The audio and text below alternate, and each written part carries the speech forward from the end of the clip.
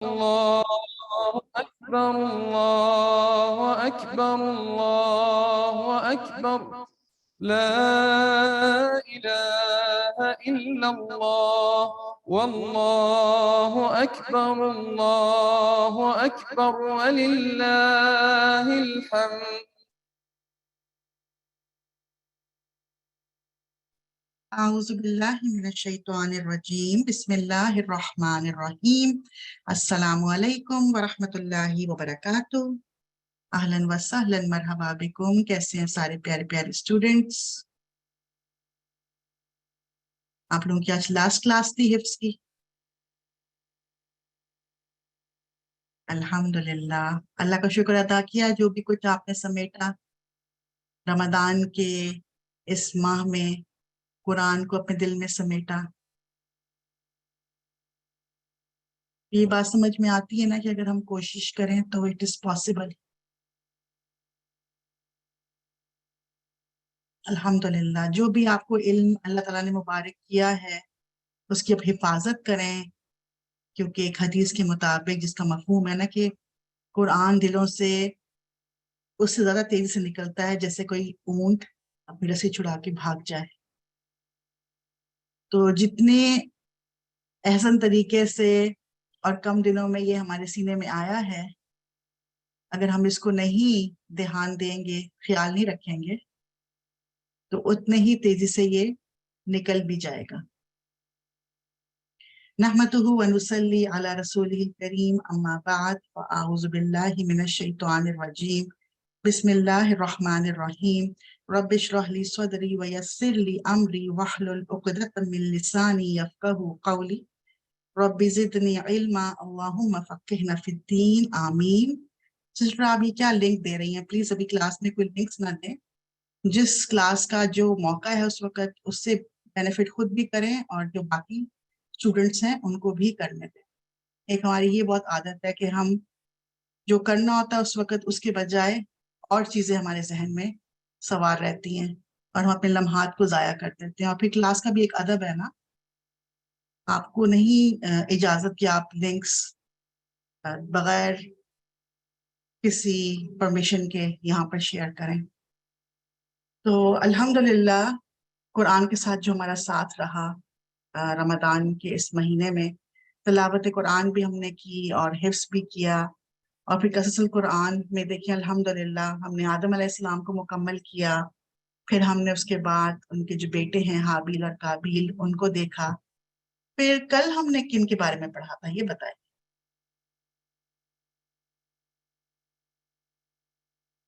جلدی سے بتائیں اگر آپ کو یاد ہے تو. عیسی علیہ السلام کے بارے میں الحمدللہ ان کا کیا تعلق تھا آدم علیہ السلام سے؟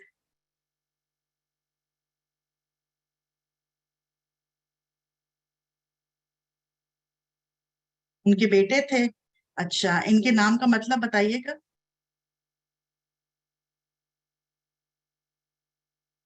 اگر آپ کو یاد رہا تو. اللہ کا دیا ہوا تحفہ، خالی تحفہ نہیں ہے، اللہ کا دیا ہوا تحفہ. اور آدم علیہ السلام نے یہ نام کیوں رکھا تھا ان کا؟ کسی کو یاد ہے؟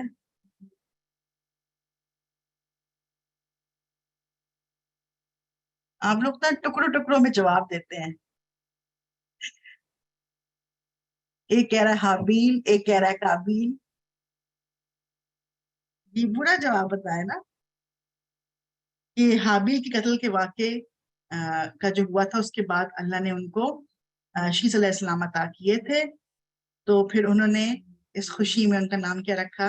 شیس، کہ یہ وہ اللہ کا دیا ہوا تحفہ ہیں. اچھا، ان کے بارے میں کوئی خاص بات آپ کے ذہن میں ہے؟ ان کے لکس کے بارے میں اللہ نے ان کو کیسا بنایا تھا شیس علیہ السلام کو؟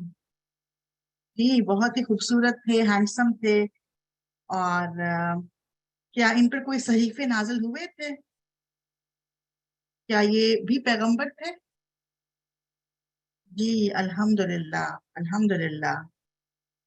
اچھا یہ بتائیے کہ انہوں نے کیا خاص کام کیا تھا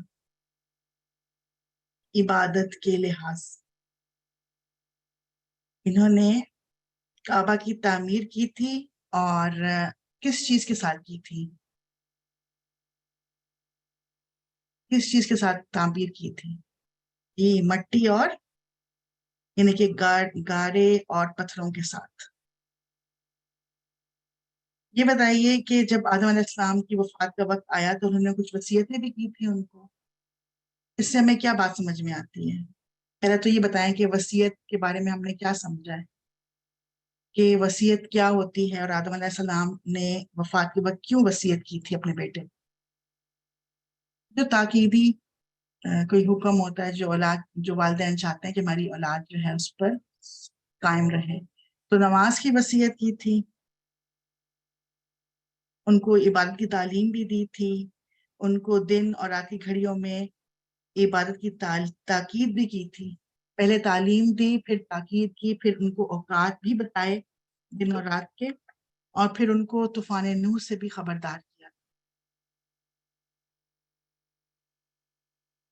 کسی کو یاد ہے کہ ان کی کتنی ایج تھی؟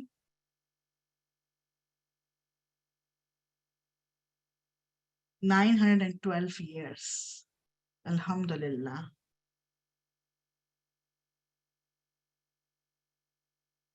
اور یہ بتائیے کہ کوئی خاص وصیت جو انہوں نے اپنی اولاد سے کو کی، شیس علیہ السلام نے، کوئی اگر آپ کو یاد ہو؟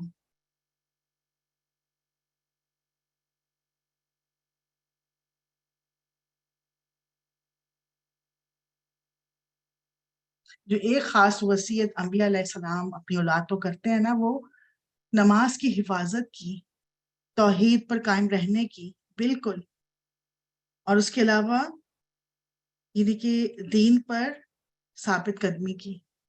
تو الحمدللہ آپ دیکھیں کہ آپ نے اتنا کچھ عیسیٰ علیہ السلام کے بارے میں کل سیکھا، اور انشاءاللہ تعالیٰ آج ہم ایک نئے قصص القرآن میں ایک نئے نبی کے ساتھ، ہم پیغمبر کے ساتھ، ہم آج کا جو ہمارا سیشن ہے وہ ادریس علیہ السلام کے بارے میں ہے۔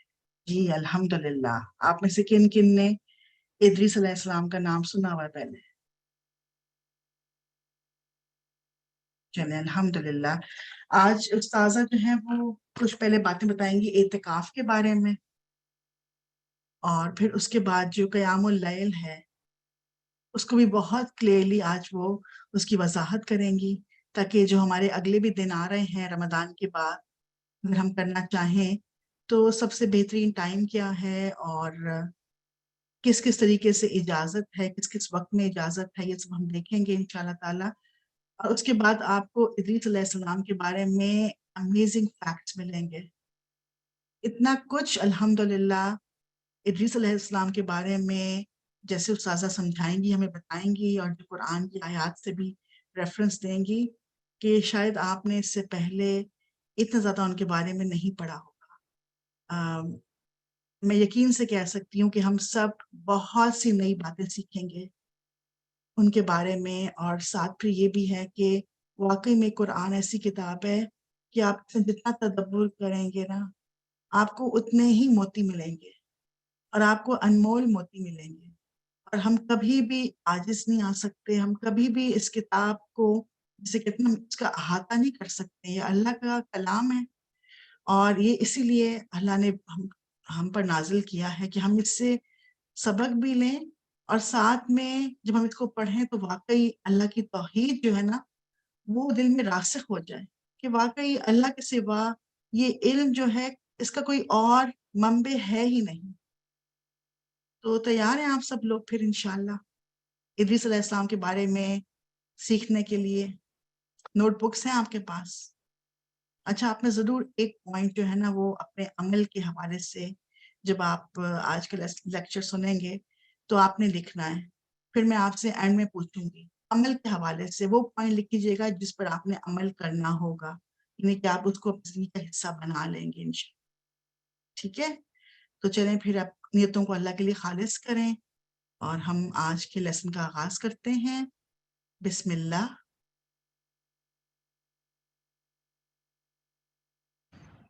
السلام علیکم ورحمۃ اللہ وبرکاتہ۔ امید ہے آپ خیریت سے ہوں گے. الحمدللہ. ہم اعتکاف کے بارے میں کچھ باتیں پڑھ رہے تھے تو کسی کا سوال آیا تھا کہ اگر کسی سے اعتکاف درمیان میں ٹوٹ جائے، یعنی اس نے 5 دن اعتکاف کیا، کوئی ایمرجنسی ہو گئی، بیمار ہو گئی، یا کوئی گھر میں ایسا مسئلہ پیش آ گیا، یا پھر خواتین کو پیریڈز اچانک شروع ہو گئے، تو ایسی صورت میں پھر کیا کیا جائے؟ اس میں یہ ہے کہ اعتکاف سے اٹھ جائے انسان، اور اگر ہو سکے تو اگلے سال اس کی قضا دے دے. چونکہ یہ ایک مسنون عمل ہے تو سنتوں کی قضا واجب نہیں ہوتی، یعنی اگر کسی کی سنت چھٹ گئی ہے تو وہ سنت کی قضا نہیں پڑھی جاتی. اگرچہ ہم دیکھتے ہیں کہ نبی صلی اللہ علیہ وسلم نے فجر کی سنتیں جو ہیں وہ کبھی بھی نہیں چھوڑی، نہ سفر میں نہ حضر میں. اور اسی طرح ایک مرتبہ آپ سے کوئی وفد ملنے کے لیے آ گیا تو آپ کی ظہر کی سنتیں چھٹ گئیں تو آپ نے ان کو اس دن پھر عصر کی نماز کے بعد جب فارغ ہوئے تو ان کی قضا ادا کی. یعنی ایسی مثالیں ملتی ہیں.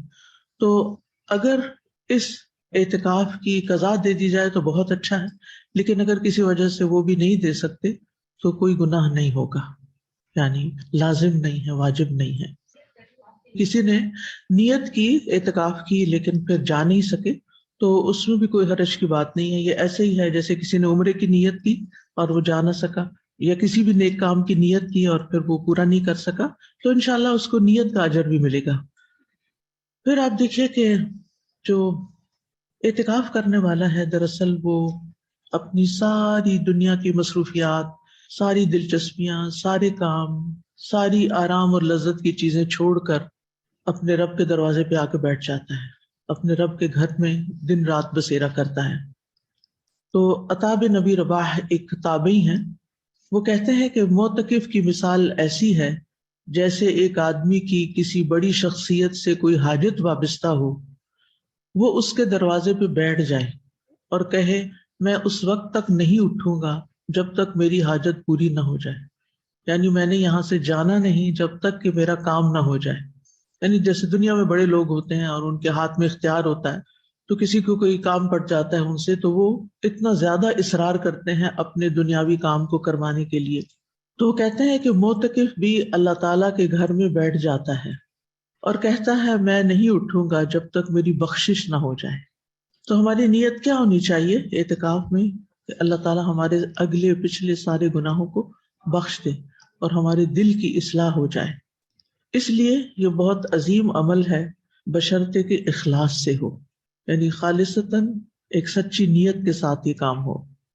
آج کل آپ لوگ رات کا قیام کرتے جی، تو انہی 10 راتوں میں سے کوئی ایک رات لیلۃ القدر بھی ہے.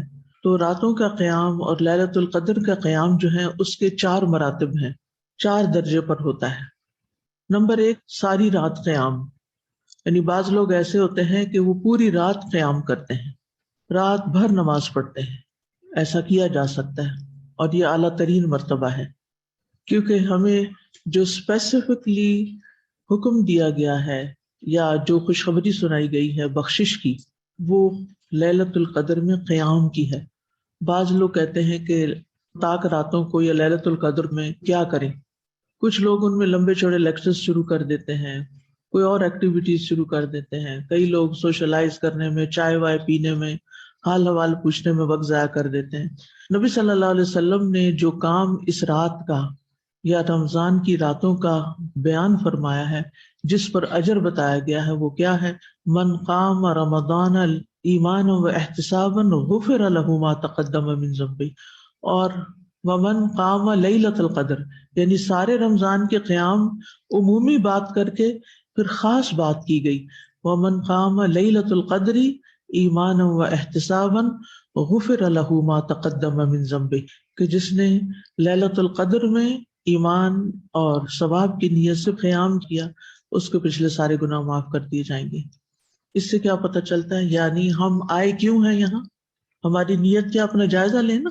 اس وقت ہم سب یہاں پر، یعنی جو لوگ بھی اعتکاف کر رہے ہیں یا جو لوگ نہیں بھی کر رہے اور راتوں کو قیام کر رہے ہیں، وہ اپنے آپ سے پوچھیں کہ میں یہ قیام کیوں کر رہا ہوں، میرا الٹیمیٹ گول کیا ہے. یہ ایک جملہ ہم نے رٹ لیا ہے اب کہ اللہ کو راضی کرنے کے لیے. اچھی بات ہے، ہر چیز کے پیچھے یہی ہونا چاہیے، لیکن یہ تو ایک عمومی مقصد ہے. خاص مقصد کیا ہے؟ خاص مقصد ہے کہ ہمارے گناہوں کی بخشش ہو جائے. یعنی صرف دنیاوی مقاصد کے لیے اعتکاف نہیں ہونا چاہیے، بخشش کی نیت سے۔ اب ایک شخص آیا ہے، رات کو بھاگتا دوڑتا آ کے قیام کرتا ہے امام کے پیچھے، طویل قرات ہوتی ہے، طویل قیام ہوتا ہے، اس میں سب سے زیادہ تو کھڑا ہی رہتا ہے نا انسان، اسی لیے اس کو قیام بھی کہتے ہیں۔ حالانکہ کوئی نماز ہوتی ہے لیکن اس نماز کا نام کیا ہے؟ قیام، کہ قیام کر رہا ہے، وہ کھڑا ہے۔ تو اس سے کیا پتہ چلتا ہے کہ رات کی افضل ترین عبادت کھڑے ہو کر اللہ کی عبادت کرنا ہے، الا یہ کہ کسی کی معذوری ہے، کوئی بیمار ہے، کوئی کمزور ہے، کھڑا نہیں ہو سکتا تو وہ بیٹھ جائے، لیکن اصل کیا ہے کہ کھڑے ہو کر رات کو اللہ کے حضور ہاتھ باندھ کے پوری توجہ کے ساتھ اللہ کی عبادت کرنا۔ جو نیت ہی لے کر آیا ہے بخشش کی، اور پھر وہ اپنے کام پر فوکس کر رہا ہے، تو وہ اس طرح نکلے گا رمضان سے، وہ اس طرح نکلے گا اعتکاف سے کہ واقعی اس کے سارے گناہ بخشے جا چکے ہوں گے۔ کیونکہ ہمارے دلوں پہ بوجھ کس چیز کا ہے؟ گناہوں کا۔ ہمارے غم بھی، ہماری پریشانیاں، ہماری نعمتوں سے محرومی، ان سب کے پیچھے ہمارے گناہ ہیں۔ جس دل سے گناہوں کا بوجھ اٹھ جاتا ہے، وہ دل، وہ قلب مطمئنہ ہو جاتا ہے۔ لہذا اعتکاف سے پہلے بھی یہی نیت کرنی چاہیے، اعتکاف کے دوران بھی یہی کوشش کرنی چاہیے، اور اعتکاف کے بعد بھی اسی کی توقع رکھنی چاہیے کہ اللہ تعالیٰ ہمارے گناہ بخش دے۔ اب آپ دیکھیے کہ اس کے لیے سب سے افضل درجہ کون سا ہے؟ ساری رات قیام کا، کہ رات بھر نماز پڑھی جاتی رہے۔ لیکن ہم انسان ہیں، کمزور ہیں، آگے پیچھے اتنی لمبی نمازیں پڑھی نہیں تو عادت بھی نہیں، مشکل ہو جاتی ہے۔ تو دوسرا درجہ کیا ہے؟ رات کے اول اور رات کے آخری حصے میں قیام، یعنی آپ نے عشاء کی نماز کے بعد 8 رکعتیں پڑھ لی، وتر چھوڑ دیے، پھر کچھ آرام کر لیا، کچھ کھا پی لیا، انسان ہے ضرورت ہے، پانی پی لیا، پھر تھوڑا آرام کر لیا، تھوڑی سی نیپ لے لی، اور پھر دوبارہ قیام شروع کر دیا، اور پھر وتر پڑھ کے دعا کر لی۔ اور رات کا جو آخری حصہ ہے سحری سے پہلے کا، اس میں کثرت سے استغفار، وبالاسحار هم یستغفرون، اور اس کا بھی مقصد کیا ہے کہ اللہ تعالیٰ ہمارے گناہوں کو بخش دے۔ یعنی آپ کو اگر معلوم ہے کہ آپ کی سحری کا ٹائم، مثلاً سحری آپ شروع کرتے ہیں کھانا 3:30 بجے فار ایگزامپل، تو آپ 3 بجے سے استغفار شروع کر دیں، کم از کم آدھا گھنٹہ، اگر آدھا گھنٹہ نہیں تو 15 منٹ۔ الہدا میں بھی استغفار کا کارڈ موجود ہے، اور اس کے علاوہ ایپس پر بھی لوگوں نے استغفار کی دعائیں اکٹھی کر کے بھیجی ہوئی ہیں سب کو۔ لیکن یہ کہ ظاہر ہے ان دنوں میں آپ فون فاسٹنگ کر رہے ہیں تو مشکل ہوگا، تو آپ کے پاس کوئی نہ کوئی کتاب ایسی ہونی چاہیے جس میں سارے استغفارات کٹھے ہوں، اور کچھ نہیں تو اگر بک سٹور پہ کارڈ ہے تو کوئی ایک بندہ لے کے سب کو بانٹ دے، اور سب بیٹھ کے اس کو خوب پڑھیں، اور صرف پڑھے نہیں بلکہ اللہ سے معافی مانگیں، اور جب عربی میں پڑھ لیں تو اس کے علاوہ اپنی زبان میں بھی اللہ تعالیٰ سے اپنے سارے اگلے پچھلے چھوٹے بڑے صغیرہ کبیرہ گناہوں کی معافی مانگ لیں۔ ٹھیک ہے۔ تیسرا درجہ، رات کے پچھلی پہر قیام، یعنی عشاء کے بعد اس کو کوئی کام ہے، اس کی کوئی ڈیوٹی ہے، اس نے کوئی ہاسپٹل میں کام کرتا ہے، کہ کسی کی کوئی اور نائٹ شفٹ ہے، اور وہ عشاء کے بعد قیام مسجد میں جا کے نہیں کر سکتا، تراویح نہیں پڑھ سکتا، لیکن رات کے 12 بجے اس کو چھٹی ہو جاتی، اس کی شفٹ ختم ہو جاتی، وہ کیا کرے گا؟ گھر آئے گا اور رات کے آخری حصے میں قیام کر لے گا۔ یہ تیسرا درجہ ہے۔ چوتھا درجہ، صرف اول حصے میں قیام، یعنی بعد میں اٹھنے کی اس کو ہمت نہیں، وہ نہیں اٹھ سکتا، اس کے پاس موقع نہیں اٹھنے کا، تو وہ عشاء کے بعد قیام کر کے سو جائے، تراویح پڑھ کے سو جائے، یا تراویح پڑھ کے جو بھی کام اس نے کرنا کر لے۔ یہ دراصل اس سوال کا جواب بھی ہے کہ جو لوگ کہتے ہیں کیا اگر ہم تراویح پڑھ لیں تو تہجد نہیں پڑھ سکتے؟ کیا رمضان میں صرف تراویح پڑھنی چاہیے، یا صرف تہجد پڑھنے چاہیے، یا اگر ہم درمیان میں پڑھ لیں تو؟ اب آپ کو اگر یہ درجات سمجھ آ گئے ہیں تو ان سارے سوالوں کا جواب کور ہو گیا اس میں۔ آپ ساری رات بھی قیام کر سکتے ہیں، آپ اول اور آخر رات بھی قیام کر سکتے ہیں، آپ صرف آخر رات قیام کر سکتے ہیں۔ تو ان کے درجات بھی اسی حساب سے، ثواب بھی اسی طرح کا ہے۔ تو سب سے کامل اور سب سے اجر و ثواب والا درجہ پہلا درجہ ہے، پھر دوسرا، پھر تیسرا، پھر چوتھا۔ پڑھتے جائیں، بیٹھ کے پھر دعائیں مانگیں، پھر کھڑے ہو کے پڑھیں۔ مطلب یہ ہے کہ اسی حالت میں رہیں، اسی کام میں رہیں، یعنی اس کام سے بریک نہ کریں۔ یعنی آپ نے نماز شروع کی ہے نا، بیچ میں انسان ہے، پانی بھی پینا، دوبارہ وضو بھی کرنا ہے، بیٹھ کے کوئی دعائیں کرنی ہے، کر لیں، لیکن پھر نماز شروع کر دیں۔ پھر کچھ دعائیں شوائیں کر، پھر نماز شروع کر دی، پھر پڑھ لی، پھر. اور آج کل تو آپ دیکھیں سمر کی راتیں جو ہیں وہ چھوٹی ہوتی ہیں، سردیوں میں لمبی راتیں ہوتی ہیں، لیکن آج کل تو راتیں بھی چھوٹی ہو گئی ہیں. اور اگر کسی کے پاس اتنی ہمت نہیں تو پھر کسی ایک حصے کا قیام تو ضرور کرے، محروم نہ رہے. اور رات کے آخری حصے کا پھر زیادہ بہتر ہے. لیکن ایسا نہ ہو کہ انسان کی آنکھ ہی نہ کھلے اور وہ اٹھ ہی نہ سکے، تو بہتر ہے کہ پھر پہلے بھی پڑھ کے سو جائیں. زیادہ تر جو ہمارے ہاں تراویح کی نماز شروع ہوئی ہے نا، اصل میں تو رات کا قیام ہے جو نبی صلی اللہ علیہ وسلم رات کے آخری حصے میں کیا کرتے تھے. تو لوگوں کی سہولت کی خاطر کہ لوگ عشاء کے بعد گھر جائیں، پھر گھر سے آئیں اور پھر قیام کریں، تو اس سے بہتر کیا ہے کہ ایک ہی دفعہ آ کے کر کے چلے جائیں، ایک ہی دفعہ کر کے فارغ ہو جائیں تاکہ محروم نہ رہے. یہ سب سے زیادہ سہولت والی نماز ہے، لیکن سب سے زیادہ کم اجر والی. یعنی نہ ہونے سے بہتر ہے، لیکن بہتر میں ادنا درجہ ہے. اصل بات ہے کہ جو بھی ہم کام کریں وہ اس لیے کہ اللہ تعالیٰ ہم سے راضی ہو جائے اور ہمیں بخش دے، یہ ہماری نیت ہونی چاہیے. ہر چیز اس کام کے لیے کریں کہ یا اللہ اس کی وجہ سے تو میرے گناہ معاف کر دے، بس ہم اپنی بخشش کروانے آئے ہیں. ٹھیک ہے نا. تو یہ 4 درجات جو ہیں یہ مستحب درجات ہیں، اور ان میں سے رمضان کے آخری 10 دنوں میں تو کسی نہ کسی درجے پہ انسان کو ضرور ہونا چاہیے. حضرت عائشہ کہتی ہیں کہ رسول اللہ صلی اللہ علیہ وسلم رمضان کے آخری عشرے میں اعتکاف کرتے تھے اور فرماتے تھے رمضان کے آخری عشرے میں لیلۃ القدر تلاش کرو. تو ہمیں کیا کرنا ہے؟ لیلۃ القدر بھی تلاش کرنی ہے، اور تلاش کرنے سے مراد یہ ہے کہ اس میں اہتمام کے ساتھ عبادت کرنی ہے. نحمده ونصلي على رسوله الكريم، اما بعد فاعوذ بالله من الشيطان الرجيم. بسم الله الرحمن الرحيم. رب اشرح لي صدري ويسر لي امري واحلل عقدة من لساني يفقهوا قولي. اللهم لك الحمد من ألسنتنا بصدق الاعتذار ومن قلوبنا بصدق الندم، فأجرنا على ما حملنا واغفر لنا ما قصرنا، یا من لا يغفر الذنوب سواه ولا يعطي الجزيل غيره. اللهم إنا نتوب إليك في جميع أوقاتنا من كل ذنب أذنبناه، ونحمدك على كل خير علمناه، ونشكرك على كل رزق آتيتناه. اے اللہ تیری ہی لیے تعریف ہے، اے اللہ تیرا ہی شکر ہے. ہماری زبانوں سے سچے عذر کے ساتھ اور ہمارے دلوں سے سچی ندامت کے ساتھ بس جو ہم نے زحمت اٹھائی، بوجھ اٹھایا ہے یعنی عبادت وغیرہ کا، اس میں ہمیں اجر عطا فرما، اور جو ہم سے کوتاہی ہو گئی ہے اس میں ہمیں معاف فرما دے. اے وہ ذات جس کے سوا گناہوں کو کوئی نہیں بخشتا اور جس کے سوا کوئی بھاری اجر عطا نہیں کرتا، اے اللہ ہم تمام اوقات میں ان تمام گناہوں سے جو ہم نے کیے ہیں تیری بارگاہ میں توبہ کرتے ہیں، اور ہم تیری حمد کرتے ہیں اس خیر کے کام پر جو تو نے ہمیں سکھایا، اور ہم تیرا شکر ادا کرتے ہیں اس تمام رزق پر جو تو نے ہمیں عطا فرما دیا. نحن نقص عليك أحسن القصص بما أوحينا إليك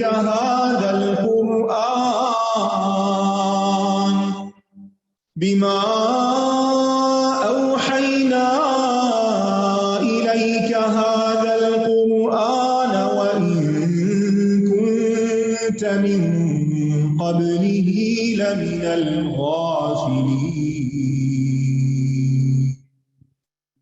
قصص القرآن کے سلسلے میں آج ہم ادریس علیہ السلام کے بارے میں پڑھیں گے. ادریس علیہ السلام کا نام قرآن مجید میں 2 مقام پر آیا ہے. ارشاد باری تعالیٰ ہے واذكر في الكتاب إدريس إنه كان صديقا نبيا ورفعناه مكانا عليا. اور کتاب میں ادریس کا ذکر کیجیے، بے شک وہ نہایت سچا نبی تھا اور ہم نے اسے ایک بلند مقام پر اٹھا لیا. وإسماعيل وإدريس وذا الكفل كل من الصابرين. وَأَدْخَلْنَاهُمْ فِي رَحْمَتِنَا إِنَّهُمْ مِنَ الصَّالِحِينَ۔ اور اسماعیل اور ادریس اور ذوالکفل سب صبر کرنے والوں میں سے تھے، اور ہم نے انہیں اپنی رحمت میں داخل کیا، بے شک وہ صالح لوگوں میں سے تھے۔ پہلی آیت سورۃ مریم کی ہے اور دوسری سورۃ الانبیاء کی۔ ادریس علیہ السلام آدم علیہ السلام کے پوتے اور نوح علیہ السلام کے جد امجد تھے۔ ان کا اصل نام اخنوخ، اینخ جسے کہتے ہیں، اور ادریس لقب ہے، یعنی نام اخنوخ تھا، الف خا نون واو خا، اور اس طرح بھی پکارا جاتا ہے اخنوع، جیسے نوح تو ایسے اخنوح عین کے ساتھ، اور ادریس لقب ہے۔ ان کے زمانے اور وطن کے بارے میں اختلاف پایا جاتا ہے۔ اس کی وجہ یہ ہے کہ قرآن مجید کا جو اصل مقصد ہے وہ رشد و ہدایت ہے، نہ کہ تاریخی بحث کرنا یا ان کے مقامات اور علاقوں اور ان کی ذاتی زندگی کی بہت تفصیلات ڈسکس کرنا۔ قرآن مجید میں انبیاء کی نبوت، ان کے بلند مقام اور ان کی صفات عالیہ کا ذکر کیا ہے، یعنی قرآن مجید میں ان کی بلند صفات کا ذکر کیا گیا ہے کہ وہ کون تھے۔ اس لیے تاریخی باتوں میں سے جو کچھ بھی ملتا ہے وہ اسرائیلی روایات ہیں۔ اسرائیلی روایات پھر ہم کیوں بیان کر رہے ہیں اگر قرآن مجید میں یہ سب کچھ نہیں لکھا ہوا؟ کیونکہ نبی صلی اللہ علیہ وسلم نے ہمیں اجازت دی ہے، حدثوا عن بنی اسرائیل ولا حرج، بنی اسرائیل سے روایت کرو، کوئی حرج کی بات نہیں۔ ہاں، وہاں ہم ان روایات کو نہیں لیں گے جو قرآن مجید سے ٹکراتی ہوگی، لیکن معلومات کے طور پر ہم ان روایات سے فائدہ اٹھا سکتے ہیں، اور ان روایات کو بعض اسرائیلی علماء نے بیان کیا ہے، جیسے ابی ابن کعب ہیں۔ اکثر مورخین کے نزدیک آپ شیس علیہ السلام کے بعد نبی بنے۔ آلوسی کہتے ہیں کہ ادریس علیہ السلام نوح علیہ السلام سے پہلے نبی تھے، اور ان کے درمیان 1000 سال کا فاصلہ ہے، یعنی آدم علیہ السلام، شیس علیہ السلام، ادریس علیہ السلام اور نوح علیہ السلام۔ آپ مختلف قسم کے ہنر ایجاد کرنے والے بھی ہیں۔ اب یہاں آپ دیکھیے کہ انبیاء کس طرح دین اور دنیا کو ساتھ لے کے چل رہے ہیں۔ آدم علیہ السلام کو تو اللہ تعالیٰ نے سارے نام سکھا دیے تھے، اور یہاں ہم دیکھتے ہیں کہ بعد کے پیغمبروں نے مختلف طرح کے ہنر سیکھ کر انسانیت کو فائدہ پہنچایا۔ جیسے ابراہیم اور اسماعیل علیہ السلام تعمیر کا کام جانتے تھے، اسی لیے انہوں نے اپنے ہاتھوں سے بیت اللہ کو تعمیر کیا تھا۔ ادریس علیہ السلام کے بارے میں آتا ہے کہ آپ درزی کا کام کرتے تھے، یعنی کپڑے سینے کا کام کرتے تھے، اور سب سے پہلے آپ ہی نے کپڑا سیا اور پہنا۔ بغوی لکھتے ہیں انہوں نے سب سے پہلے قلم کے ساتھ تحریر لکھی، یعنی قلم سے لکھنا شروع کیا، اور سب سے پہلے انہوں نے ہی کپڑوں کی سلائی کی اور سلے ہوئے کپڑے پہنے۔ آپ سے پہلے لوگ جانوروں کی کھالوں کو لباس کے طور پر استعمال کرتے تھے، کیونکہ آدم علیہ السلام کا جنت کا لباس تو جنت میں ہی رہ گیا تھا، پھر انہوں نے پتے چپکا لیے تھے، پھر اس کے ساتھ زمین پر آئے۔ تو یوں ہی پتہ چلتا ہے کہ جیسے انہوں نے پھر مختلف کھالیں استعمال کی، اور اس کے بعد بھی لوگ یہ کرتے رہے، حتیٰ کہ ادریس علیہ السلام نے باقاعدہ لباس بنایا۔ آپ نے سب سے پہلے ہتھیار بنائے اور کافروں سے جنگ بھی کی۔ کتاب، قلم، ترازو، پیمانہ، یہ بھی آپ کی ایجاد ہے، یعنی قلم تراشا، ترازو بنایا جس میں چیزیں تولی جاتی ہیں، پیمانہ ناپنے کی چیز، کتاب لکھی ہوئی چیز، یہ سب چیزیں آپ سے شروع ہوئی۔ ادریس علیہ السلام ہی وہ پہلے نبی ہیں اور رسول ہیں جنہوں نے ستاروں کی گردش میں غور و فکر کیا اور حساب کتاب کے فن کو عام کیا، یعنی حساب کتاب بھی عام کیا آپ نے۔ کہا جاتا ہے ادریس علیہ السلام بابل میں پیدا ہوئے اور وہیں پر نشو نما پائی، یعنی پلے بڑھے بڑے ہوئے۔ ابتدائی عمر میں انہوں نے شیس علیہ السلام سے علم حاصل کیا، یعنی ان سے سیکھا۔ جب ادریس علیہ السلام سن شعور کو پہنچے تو اللہ تعالیٰ نے ان کو بھی نبوت سے سرفراز فرمایا۔ آپ کی قوم ستارہ پرست اور مظاہر پرستی، یعنی ظاہری چیزوں کی پوجا کرنے والی۔ جب آپ نے اپنی قوم کو توحید کی دعوت دی تو انہوں نے آپ کی دعوت ماننے سے انکار کر دیا اور آپ کی مخالفت پر اتر آئی۔ آخر آپ ہجرت کر کے مصر چلے گئے، جہاں بہت سے لوگ آپ پر ایمان لے آئے۔ یہ بھی کہا جاتا ہے کہ ادریس علیہ السلام کئی زبانیں جانتے تھے، جب مصر میں سکونت اختیار کر لی تو یہاں بھی انہوں نے پیغام الہی اور امر بالمعروف اور نہی عن المنکر کا فریضہ انجام دینا شروع کر دیا۔ کہا جاتا ہے کہ ان کے زمانے میں 72 زبانیں بولی جاتی تھیں، اور اللہ تعالیٰ کی عطا اور بخشش سے یہ وقت کی تمام زبانوں کے زباندان تھے، یعنی ساری زبانیں انہوں نے سیکھی، اور ہر ایک جماعت کو اسی کی زبان میں تبلیغ کرتے تھے۔ تو گویا ان کے زبان سیکھنے کا مقصد بھی بہت اعلیٰ تھا۔ آج ہم کیا سوچ کے زبان سیکھتے ہیں؟ کیوں کوئی زبان سیکھتے ہیں؟ عمومی طور پر امپریس کرنے کے علاوہ دنیاوی مفاد اور مقاصد، کہ مثلاً اگر آپ نے مڈل ایسٹ جانا ہے کام کرنے کے لیے، نوکری کرنے کے لیے، تو آپ کو کیا سیکھ لینا چاہیے؟ عربی زبان سیکھ لینی چاہیے۔ اگر آپ نے جرمنی میں سکونت اختیار کرنی ہے، حتیٰ کہ اسپاؤزل ویزا بھی اگر آپ کو لینا ہے، تو اس سے پہلے آپ کو جرمن زبان سیکھ کے جانا ہوگا۔ انگلش کیوں سیکھتے ہیں؟ انگلش میڈیم میں کیوں پڑھتے ہیں؟ یعنی عمومی طور پر جو میں سب کی بات نہیں کرتی، عمومی طور پر جو ایک مزاج بنتا ہے وہ یہی ہے کہ اس سے ایک سپیریورٹی جو ہے وہ استوار ہوتی ہے، یا سپیریورٹی کا اظہار ہو سکتا ہے، یا پھر ایک اور چیز یہ کہ آپ پوری دنیا کے لوگوں کو ایک طرح سے ایکسس کر سکتے ہیں، کیونکہ یہ ایک کامن لینگویج ہے، ایک انٹرنیشنل لینگویج ہے، جس کے ذریعے آپ دوسرے لوگوں سے بھی کمیونیکیٹ کر سکتے ہیں۔ کتنے لوگوں نے انگلش قرآن کی تعلیم اور تبلیغ کے لیے سیکھی؟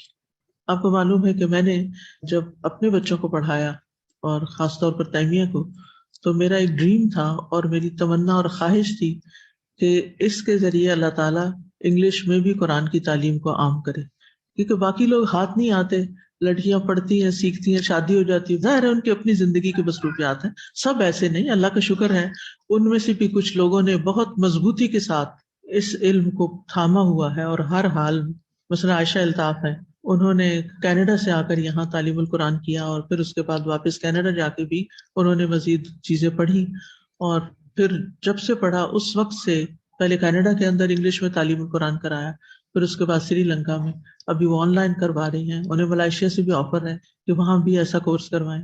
تو الحمدللہ کہ انہوں نے اپنی اس اسکل کے ساتھ دین کو فائدہ دیا، کہ اس کمیونٹی تک تعلیم القرآن کو باقاعدہ پورے قرآن کی کور ٹو کور تفسیر اس لیے کر سکیں کہ ان کو یہ زبان آتی تھی، اور ابھی تک وہ 4 بچے ان کے ہو چکے، شادی بھی ہوئی ہے اور 4 بچوں کی ماں ہے، لیکن اس کے باوجود ماشاءاللہ وہ لگی ہوئی ہیں اپنے اس کام کو، اور کوئی چیز ان کو اس کام سے نہیں روکتی۔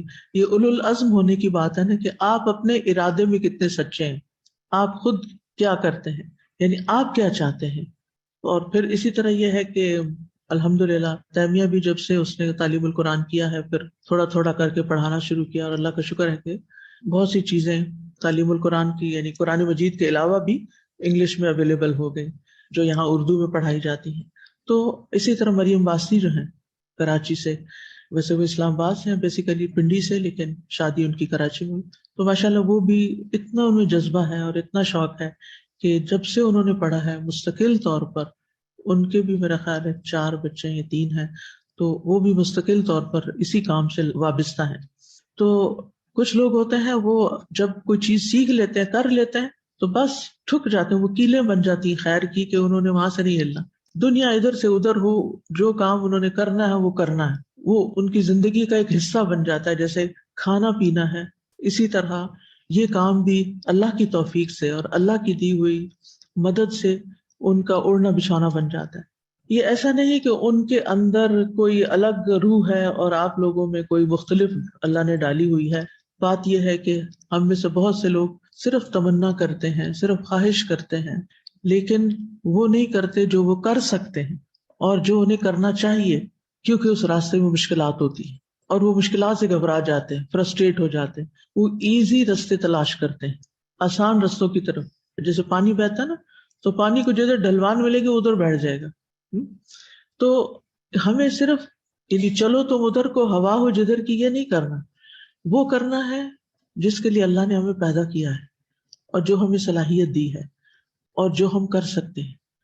اور دنیاوی تعلیم آپ کوئی بھی لیں، آپ ڈاکٹر بنے، آپ انجینئر بنے، آپ ٹیچر بنے، آپ آرکیٹیکٹ، آپ کچھ بھی کریں، لیکن اس کے ساتھ اپنی زندگی کا مقصد نہیں بھولیں کہ آپ نے اس کام، اس پیشے کے ذریعے لوگوں کو فائدہ پہنچاتے ہوئے ان کی آخرت کا بھی سوچنا ہے. یہ ادھورا فائدہ ہے کہ آپ ان کی صرف دنیا کا سوچتے ہیں کہ ہائے اس کو بھوک لگی ہے کھانا کھلا دو، فلاں کے پاس کپڑا نہیں کپڑا پہنا دو، فلاں کو دوائی چاہیے اس کو دوائی لا کے دے دو. بہت اچھی بات ہے، اس پر بھی ثواب ہے، مگر اس سے آگے بھی ثواب ہے کہ جس کو آپ نے دوائی لا کے دیا اس سے پوچھے تم نے نماز بھی پڑھی؟ اس کے نماز پڑھنے میں کیا چیز رکاوٹ ہے؟ اگر اس کو کوئی وضو کروانے والا نہیں ہے، یا اس کے پاس پانی نہیں ہے، یا اس کو کوئی اٹھا کے بٹھانے والا نہیں، تو جو متعلقین ہیں ان سے آپ بات کریں، ان کو آپ سمجھائیں. کتنے ہی بوڑھے لوگ صرف اس لیے نماز نہیں پڑھ سکتے کہ ان کے گھر میں ان کے جو اٹینڈنٹ ہیں وہ ان کو وضو ہی نہیں کراتے. کتنے بڑے ظلم کی بات ہے. وہ بیٹھے رہتے ہیں، کبھی وہ کہتے ہیں ہمارا کپڑا ناپاک ہے، کبھی. اور اس قدر مجھے دکھ اور تکلیف ہوتی ہے جب میں کسی بھی بزرگ سے ملتی ہوں تو عام طور پہ میرا سوال ہی ہوتا ہے کہ آپ کتنا قرآن پڑھ لیتے ہیں، آپ کتنی نماز پڑھ لیتے ہیں، تاکہ پتہ چلے کہ وہ کر کیا رہے ہیں اور انہیں کچھ گائیڈ لائن دی جائے. تو پتہ چلتا ہے کہ بیٹی کیا بتائیں، کوئی قرآن مجید اٹھا کے دینے والا نہیں ہے، کوئی وضو کرانے والا نہیں ہے، اٹھ کے واش روم جانے کی ہمت نہیں ہے، میں خود اٹھ نہیں سکتی. تیمم کرا سکتے ہیں لیکن وہ بھی تو کوئی دے نا مٹی. بعض لوگ تو اتنے بیڈ ریڈن ہوتے ہیں کہ وہ لمبا ہاتھ کر کے مٹی کا ڈھیلا بھی نہیں اٹھا سکتے کہ جس سے تیمم کرے. لیکن اوپر والے لوگ جو ہیں وہ اپنی دنیا میں اتنا مست، کیونکہ وہ خود بھی نماز نہیں پڑھتے. بعض بزرگ ساری ساری زندگی نماز پڑھ رہے ہوتے ہیں، تہجد بھی پڑھ رہے ہوتے ہیں، لیکن بالکل آخری عمر میں آ کے جب وہ بیڈ ریڈن ہو جاتے ہیں تو ان کی نمازیں بھی چھوٹ جاتی. تو اس کی دعا بھی مانگا کرے کہ یا اللہ ایسا وقت نہ آئے کہ تیری عبادت کہیں ہم سے چھٹے اور ہم کسی کے اتنے محتاج ہو جائیں کہ ہم اپنے فرائض بھی ادا نہ کر سکیں. بعض لوگ صرف سہولت کے لیے کہ ان کی جان چھوٹ جائے وہ تیمم کی مٹی آگے رکھ دیتے، حالانکہ اگر تھوڑا سا وقت لگایا جائے اور ان کو وضو کرایا جائے تو وہ کرنے کو تیار ہو جاتے. کیونکہ وضو کر کے جو تراوت ملتی ہے، جو تھکاوٹ اترتی ہے، جو سکون ملتا ہے، جو ایک پاکیزگی کی فیلنگ آتی ہے، وہ خالی تیمم کی مٹی سے نہیں آتی. اور ایک آدھ دن کرنی پڑے تو خیر ہے، لیکن روز تیمم تو وہ بھی انسان کے لیے گھبراہٹ کا باعث بن جاتا ہے. بہرحال کہنے کا میرا مقصد یہ ہے کہ آپ زندگی میں قانون دان بنے، آپ کوئی زبان سیکھیں، ہر چیز کے پیچھے آپ کا ایک مقصد ہونا چاہیے، اور وہ مقصد کہ اس کے ذریعے میں نے اپنی آخرت کمانی ہے، میں نے اپنا اگلا گھر بنانا ہے. جیسے دنیا میں لوگ ڈبل شفٹ کیوں کرتے ہیں، دو بزنس، دو کام، صبح ہاسپٹل کام کر رہے ہیں، شام پر اپنے پرائیویٹ کلینک میں کام کر رہے، کیوں کر رہے ہیں؟ کیا مقصد ہوتا ہے؟ تاکہ اپنی زندگی آسان کر سکیں، اپنا گھر بنا لیں، تعمیر کر لیں. گھر بنانے کے لیے اچھے خاصے پیسے چاہیے ہوتے ہیں، ان پیسوں کو اکٹھا کرنے کے لیے پھر ایکسٹرا محنت بھی کرنی پڑتی، دو جابیں کرنی پڑتی، تب جا کے آپ ان قرضوں کو پورا کر سکتے ہیں جو ایک دنیا کا گھر بنانے کے لیے آپ لے. تو جس نے دنیا کا گھر بنانے کا اپنے ذہن میں سوچ رکھا ہے وہ ہر چیز کو اسی نقطہ نظر سے دیکھتا ہے، وہ ہر چیز میں بچت کرنی ہے. اس دفعہ عید پہ کپڑے نہیں بنانے، ہمارا گھر بن رہا ہے، ہم فلاں کام نہیں کر سکتے، گھر بن رہا ہے. یہ سب آپ نے جملے سنے ہوں گے کہ ہر چیز کی بچت کر کے پیٹ کاٹ کے پھر گھر بنائے گئے. تو ایسے ہی متقی انسان جو ہوتا ہے وہ ہر چیز میں سوچتا ہے نہیں میری آخرت کا نقصان ہو جائے گا، مجھے آخرت کا گھر بنانا ہے، مجھے وہاں کے لیے کچھ چاہیے. وہ اتنا بزنس مائنڈیڈ ہوتا ہے کہ ہر چیز کے اندر آخرت کا فائدہ سوچتے. مثلا ہمارے ہاں لین دین کا رواج ہوتا ہے، کوئی شادی ہو، کوئی بچے کی پیدائش ہو، کوئی بھی موقع ہو، اس موقع پہ کیا سوچتے ہیں آپ کہ آپ کسی کو گفٹ دے رہے ہیں تو کیوں دے رہے ہیں، اور کس چیز کا دے رہے ہیں، اور کیا دے رہے ہیں، اور وہ اگر اس کو استعمال کرے گا تو اس سے وہ کیا کرے گا، خیر کا کام کرے گا یا شر فساد کا کام کرے گا، اور آپ نے کنٹریبیوشن کی اس کے خیر میں یا شر میں. ٹھیک ہے نا. مثلا آپ نے کسی کو صرف ایک دوپٹہ تحفے میں دیا، نیت پیچھے کیا ہونی چاہیے کہ وہ اس سے نماز پڑھے گا، وہ اس سے اپنا سطر ڈھانکے گا تو مجھے اجر ملے گا. کانشیس نیتیں کیا کیجیے، ایسے نہیں بس یہ اٹھائی چیز ادھر کر دی، ادھر اٹھائی ادھر کر دی، نہیں ایسے نہیں، ایسے سوتے ہوئے نہیں زندگی گزارنی، جاگ کے گزارنی ہے، سوچ سمجھ کے گزارنی ہے، ہوش میں رہ کے گزارنی ہے کہ کوئی بھی میں کام کس لیے کرتی، اس کے پیچھے مقصد کیا ہے. اور ایک عمومی مقصد تو اللہ کی رضا ہے، لیکن ایک وقت میں ایک کام کے پیچھے کئی نیتیں بھی کی جا سکتی، اور جتنی آپ کی اسٹرانگ نیت ہوگی اور جتنی آپ کی زیادہ نیت ہوگی اس اعتبار سے آپ کا اجر بھی اور زیادہ بڑھ جائے گا. اب جیسے ایک صحابی نے گھر بنایا تو انہوں نے اپنے کمرے میں کیا رکھ دیا، روشن دان. تو نبی صلی اللہ علیہ وسلم نے ان سے پوچھا تو انہوں نے کیا بتایا کہ یہ کس لیے بنایا؟ انہوں نے کہا ہوا اور روشنی کے لیے. تو آپ نے ان کو یہ نیت بتائی تھی کہ یہ بھی تم کر لیتے تو زیادہ اچھا تھا کہ تم اس سے اذان سنتے. ٹھیک ہے, تو یہ چھوٹی چھوٹی باتیں ہوتی ہیں, کام وہی ہوتا ہے لیکن اس کے پیچھے نیت کے فرق سے وہی چیز اجر و ثواب کا باعث بن جاتی ہے. تو ادریس علیہ السلام نے کئی زبانیں سیکھی تھی تبلیغ کرنے کے لیے. آج بھی کئی ایسے لوگ ہیں, مثلاً کسی نے مجھ سے ذکر کیا کہ وہ کچھ عرصے سے چائنیز سیکھ رہے ہیں. میں نے کہا اتنی مشکل زبان سیکھ رہی ہیں. میں نے پوچھا کہ کیوں, تو کہتے ہیں میں اس زبان میں تبلیغ کرنا چاہتی ہوں. کیونکہ اس وقت آپ دیکھیں کہ نیٹ پر آپ بیٹھ کے کسی بھی ایسے لوگوں کے ساتھ جن کی آپ کی زبان نہیں اور جن تک اسلام نہیں پہنچا, آپ ان کی زبان سیکھ کے تو آپ ان کی تبلیغ کر سکتے ہیں. کچھ لوگ کورین سیکھتے ہیں, پتہ کیوں؟ کورین سنگرز کے فینس بنے ہوئے ہیں اور کورین ڈرامے اور کورین جو بیوٹی ہے اس کے دل دادا ہیں, اور صرف ان سے کمیونیکیٹ کرنے کے لیے. یعنی کچھ عرصہ پہلے کسی نے مجھے بتایا میں کورین سیکھ رہی ہوں. میں نے کہا ہے یہ پہلی دفعہ میں نے سنا تھا کہ کوئی کورین سیکھ رہا ہے. ہمارے ملک میں لوگ چائنا بھی جاتے ہیں, لوگ امریکہ اور آسٹریلیا بھی جاتے ہیں, جرمنی اور فرانس بھی جاتے ہیں, لیکن کوریا کم ہی کوئی جاتا ہے جو سنائی دیا. تو پھر مجھے تجسس ہوا کہ کیوں, تو معلوم ہوا کہ آج کل یہ تو بہت ہی ٹرینڈ ہو چکا ہے ہماری یوتھ میں. تو بہرحال یہ بھی مقاصد ہیں تکلیف اٹھانے کے, کہ آپ کوئی گانے سن کے سمجھ سکیں یا آپ کسی کے سٹائل کو جان سکیں, کیونکہ وہ انگریزی میں یا اردو ہماری زبان میں کمیونیکیٹ نہیں کرتے, وہ اپنی زبانوں میں یہ سب کچھ کرتے ہیں. تو پھر ہمیں ان کی زبانیں سیکھنی پڑتی ہیں. لیکن مقاصد کیا ہے اور اس ایفرٹ کے پیچھے ثواب ملے گا یا گناہ ملے گا, یہ بھی ہمیں سوچنا چاہیے کہ جو کام ہم کر رہے ہیں اس سے ہمیں حاصل کیا ہوگا. ادریس علیہ السلام کی علم میں بڑی مہارت تھی. آپ علم ہندسہ یعنی جیومیٹری, جس میں ریاضی کے اصولوں کی مدد سے اشیاء کی پیمائش اور مقدار وغیرہ معلوم کی جاتی ہے. مہندس لفظ آپ نے سنا ہوگا, انجینئر کو کہتے ہیں. حساب میتھمیٹکس اور نجوم میں ماہر تھے. ادریس علیہ السلام پہلی ہستی ہیں جنہوں نے علم و حکمت اور نجوم کی ابتدا کی, اس لیے کہ اللہ تعالیٰ نے ان کو افلاک اور ان کی ترکیب, کواکب اور ان کے اجتماع اور افتراق کے نکات اور ان کی باہم کشش کے رموز و اسرار کی تعلیم دی, اور ان کو علم عدد اور حساب کا عالم بنایا. یعنی یہ ساری چیزیں وہاں سے ان کا آغاز ہوا, اور یہ بھی علوم ہے اور کافی مشکل علوم ہے, اور یہ بھی ایک طرح سے الہامی. ادریس علیہ السلام کو ملے اور پھر وہاں سے آگے لوگوں نے سیکھے, تو لوگوں نے اس سے پھر فائدہ اٹھایا. تو اب اگر آپ میتھمیٹکس پڑھ رہے ہیں, الجبرا پڑھ رہے ہیں, آپ کے بچے پڑھ رہے ہیں, تو ایک بورنگ سبجیکٹ ہے, جلدی تھک جاتے ہیں, اور پھر کیا فائدہ ہے ان کے سیکھنے کا. تو آپ ان کو کیا بتا سکتی کہ ثواب کی نیت سے سیکھو. یہ کس نے سیکھا تھا, یہ کس نے شروع کیا تھا؟ ادریس علیہ السلام نے. ٹھیک ہے, تو یہ ساری باتیں جاننے کا کیا مقصد ہے کہ ہم اپنی لائفز کو ان کے ساتھ ریلیٹ کر سکیں, کہ اگر ہم کوئی کام کر رہے ہیں تو ہم یہ نہ سمجھیں کہ ہمارا وقت ضائع ہو رہا ہے یا اس کا کرنے کا کوئی فائدہ نہیں, بہتر ہے قرآن حفظ کر لو. بالکل بہتر ہے, اس میں تو کوئی شک ہی نہیں, لیکن یہ بھی تو کسی کو کرنا ہے نا. کچھ لوگ قرآن حفظ کرنے کے لیے ہیں, ان کے مزاج میں اللہ نے وہ چیز رکھی ہے, اور کچھ لوگوں کے ذمہ یہ کام ہے. یہ بھی اس کام کو اجر و ثواب اور عبادت کی نیت سے کر سکتے ہیں اگر مقاصد اچھے ہوں. آدم علیہ السلام کو نام سکھائے گئے تھے, اب اس سے آگے بڑھ کر ان چیزوں کے کام سکھائے جا رہے ہیں, ان کے استعمال کا طریقہ سکھایا جا رہا ہے. تو انہوں نے مختلف گروہوں اور امتوں کے لیے ان کے مناسب حال قوانین بھی مقرر کیے, یعنی قوانین بھی بنائے. چونکہ انہوں نے ہجرت کی تھی ایک جگہ سے دوسری جگہ, تو جہاں وہ جاتے تھے وہاں کے لوگوں کے مزاج اور ضرورت کے مطابق ان کے لیے قوانین بھی بناتے. اسی لیے اگر کوئی لا پڑھ رہا ہے تو کوئی حرج نہیں.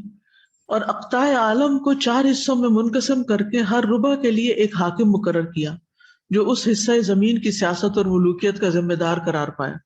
یعنی جتنی زمین اس وقت تک آباد تھی اس کو 4 حصوں میں تقسیم کیا, اور ہر ایک کا کوئی نہ کوئی ذمہ دار مقرر کیا, مینجمنٹ تھی. اور اس سے اتنے کام آسان ہو جاتے ہیں. جب چیزوں کو چھوٹے چھوٹے پارٹس میں تقسیم کر لیا جاتا ہے تو ان سے ڈیل کرنا آسان ہوتا ہے.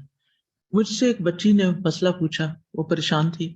وہ کہتی ہے کہ ان کی شاید بیٹی جب پیدا ہوئی تو انہوں نے منت مانی کہ اگر اللہ تعالیٰ میری یہ ڈلیوری آسان کر دے تو میں 100 نفل پڑھوں. اب 100 نفل جو ہیں وہ پڑھنا ایک مشکل کام ہے.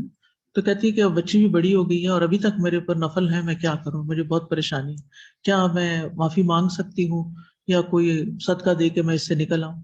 اصل بات یہ ہے کہ وَيُوفُونَ بِالنَّذْرِ, قرآن مجید میں متقی لوگوں کی خصوصیت یہ آئی ہے کہ وہ اپنی نظر پوری کرتے ہیں, الا یہ کہ گناہ کی نظر ہو.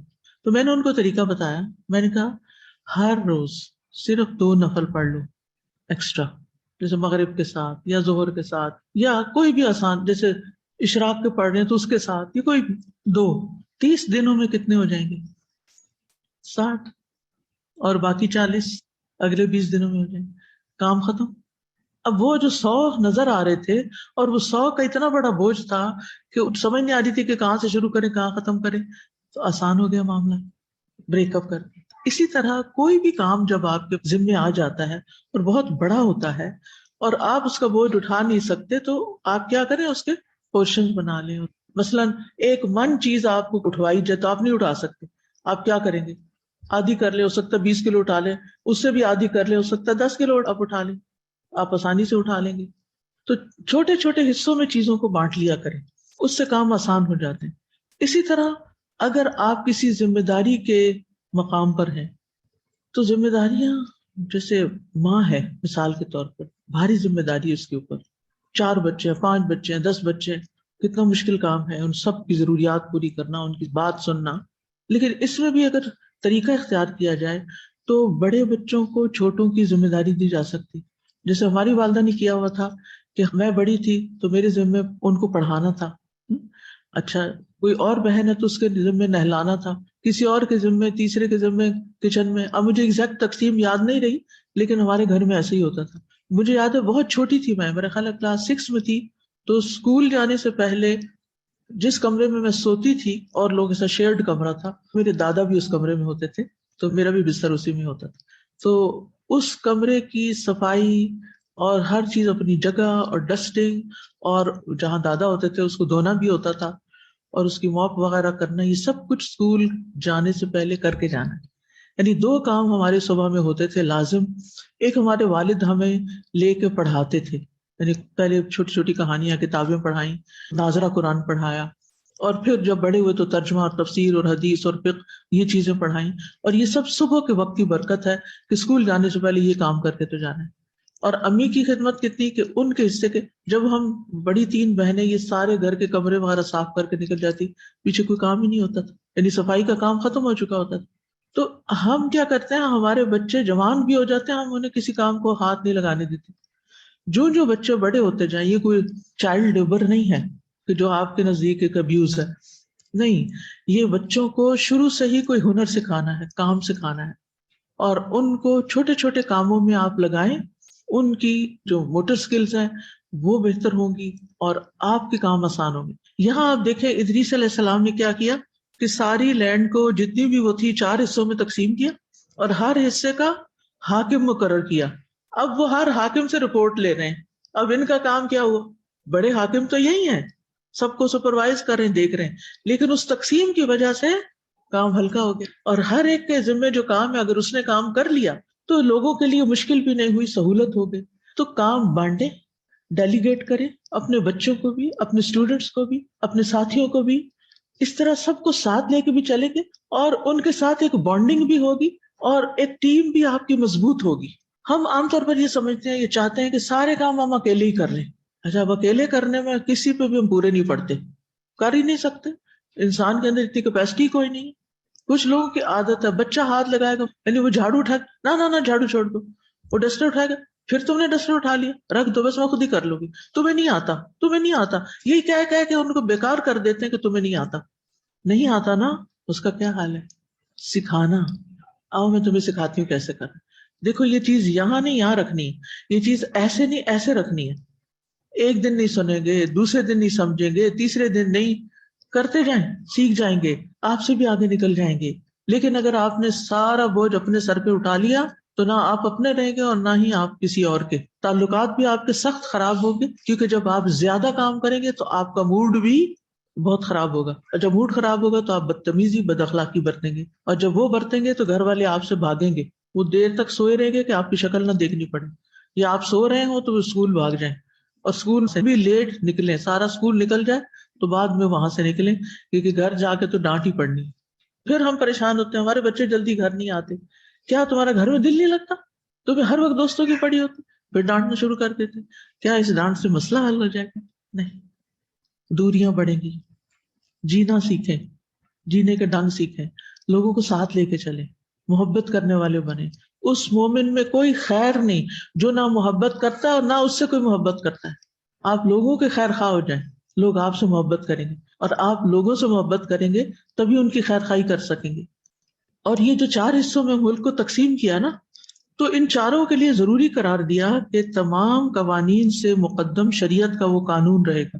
یعنی لوکل قوانین بھی ہوں گے، جیسے ٹریفک کا قانون ہوتا ہے یا اور اس طرح کی ضروری پراپرٹی کی رجسٹریشن وغیرہ یا اور کام، اس کے بھی قانون ہوتے ہیں، لیکن ان سب کے اوپر شریعت کا قانون ہوگا جس کے مطابق باقی قوانین کام کریں گے، اور جس کی تعلیم وحی الہی کے ذریعے میں نے تم کو دی ہے. یعنی ادریس علیہ السلام نے کہا اپنے لوگوں کو.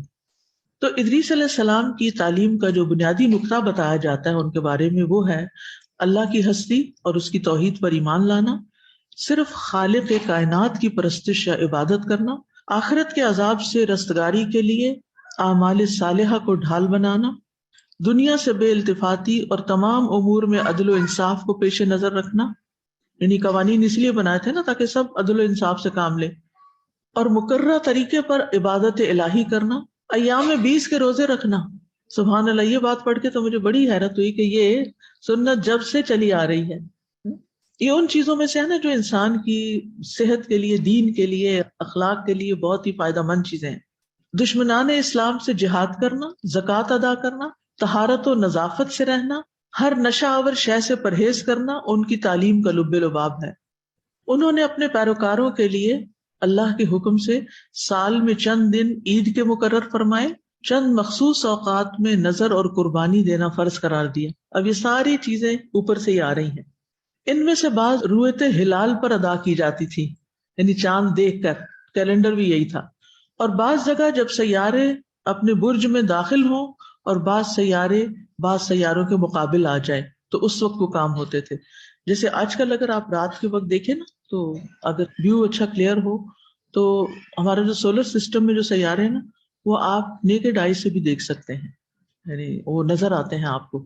تو یہ سارا سال نظر نہیں آتے. تو انہوں نے ان سیاروں کو دیکھ کر کچھ کام مقرر کیے ہوئے تھے وقت کے حساب کے لیے. قرآن مجید میں بھی آتا ہے نا کہ یہ عدد السنین والحساب، یہ سورج چاند کیوں اللہ نے بنایا؟ تاکہ سالوں اور حساب کتاب کی گنتی ہو سکے کہ کون سا کام کب کرنا ہے. جیسے چاند کو آج کل تو آپ سب دیکھتی ہی ہوں گے، چاند کی مختلف منازل. سبحان اللہ، ہر روز اللہ کی قدرت نظر آتی ہے. بس انسان سوچتا ہے کہ یہ کون کر رہا ہے اور کس کے اختیار میں ہے اس میں یہ تبدیلی کرنا اور اس کی شیپ اس طرح بنانا اور اس کا وقت مقرر کرنا کہ وہ کب نکلے گا. ادریس علیہ السلام کا حلیہ بھی آتا ہے کتابوں میں، اور وہ کچھ یوں ہے کہ بہت عمدہ اوصاف کے مالک تھے، پورے قد و قامت کے مالک تھے، خوبصورت تھے، خوبرو تھے، گھنی داڑھی تھی، چوڑے کندھے تھے، مضبوط ہڈیوں والے تھے، دبلے پتلے تھے، سنجیدہ تھے، چمکدار آنکھوں والے، گفتگو باوقار تھی، خاموشی پسند تھی، راستہ چلتے ہوئے نیچے نظر رکھتے تھے، غصہ بھی کرتے تھے یعنی جہاں ضرورت ہوتی تھی، اور بات کرتے ہوئے صرف شہادت کی انگلی سے اشارہ کرنے کے عادی تھے. یعنی بات کرتے ہوئے پورا ہاتھ نہیں لہراتے نہیں تھے، پورا ہاتھ، بلکہ ایک انگلی شہادت کی اٹھاتے تھے. یہ باڈی لینگویج میں. آپ نے 365 برس کی عمر پائی، 365 ایئرس، پھر جس میں خاکی کے ساتھ آسمان پر اٹھا لیے گئے. معراج کی رات رسول اللہ صلی اللہ علیہ وسلم سے آپ کی ملاقات کس آسمان پہ ہوئی؟ کسی کو یاد ہے؟ چوتھے آسمان پہ. صحیح بخاری کی روایت ہے یہ. چوتھے آسمان پر ملاقات ہوئی تھی نبی صلی اللہ علیہ وسلم کی ان سے. ٹھیک ہے، تو اب ہم ان آیات کی طرف آئیں گے جو ان کے سلسلے میں قرآن مجید میں آئی ہیں. تو سب سے پہلے سورۃ مریم کی آیت کو دیکھیں گے، اس کی وضاحت. واذكر في الكتاب إدريس إنه كان صديقا نبيا ورفعناه مكانا عليا. اور کتاب میں ادریس کا ذکر کیجئے، بے شک وہ نہایت سچا نبی تھا، نہایت سچا نبی. وَرَفَعْنَاهُ مَكَانًا عَلِيًّا، اور ہم نے اسے ایک بلند مقام پر اٹھا لیا تھا. تو یہ دو لفظ جو ہے بڑے اہم ہیں، صدیق النبی اور پھر دو مکانا علیہ. بلند مرتبے اور بلند مقام کب ملتے ہیں؟ جب آپ سچے ہوتے ہیں، صدیق ہوتے ہیں.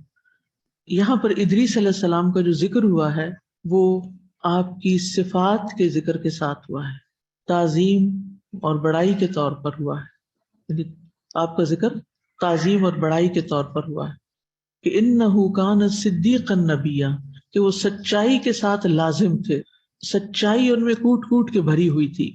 یہ ان لوگوں میں سے تھے جن کو اللہ تعالیٰ نے نبوت کے ساتھ شرف اور اعزاز بخشا، انہیں نبی اور راست باز قرار دیا، راستی سچائی کو کہتے ہیں۔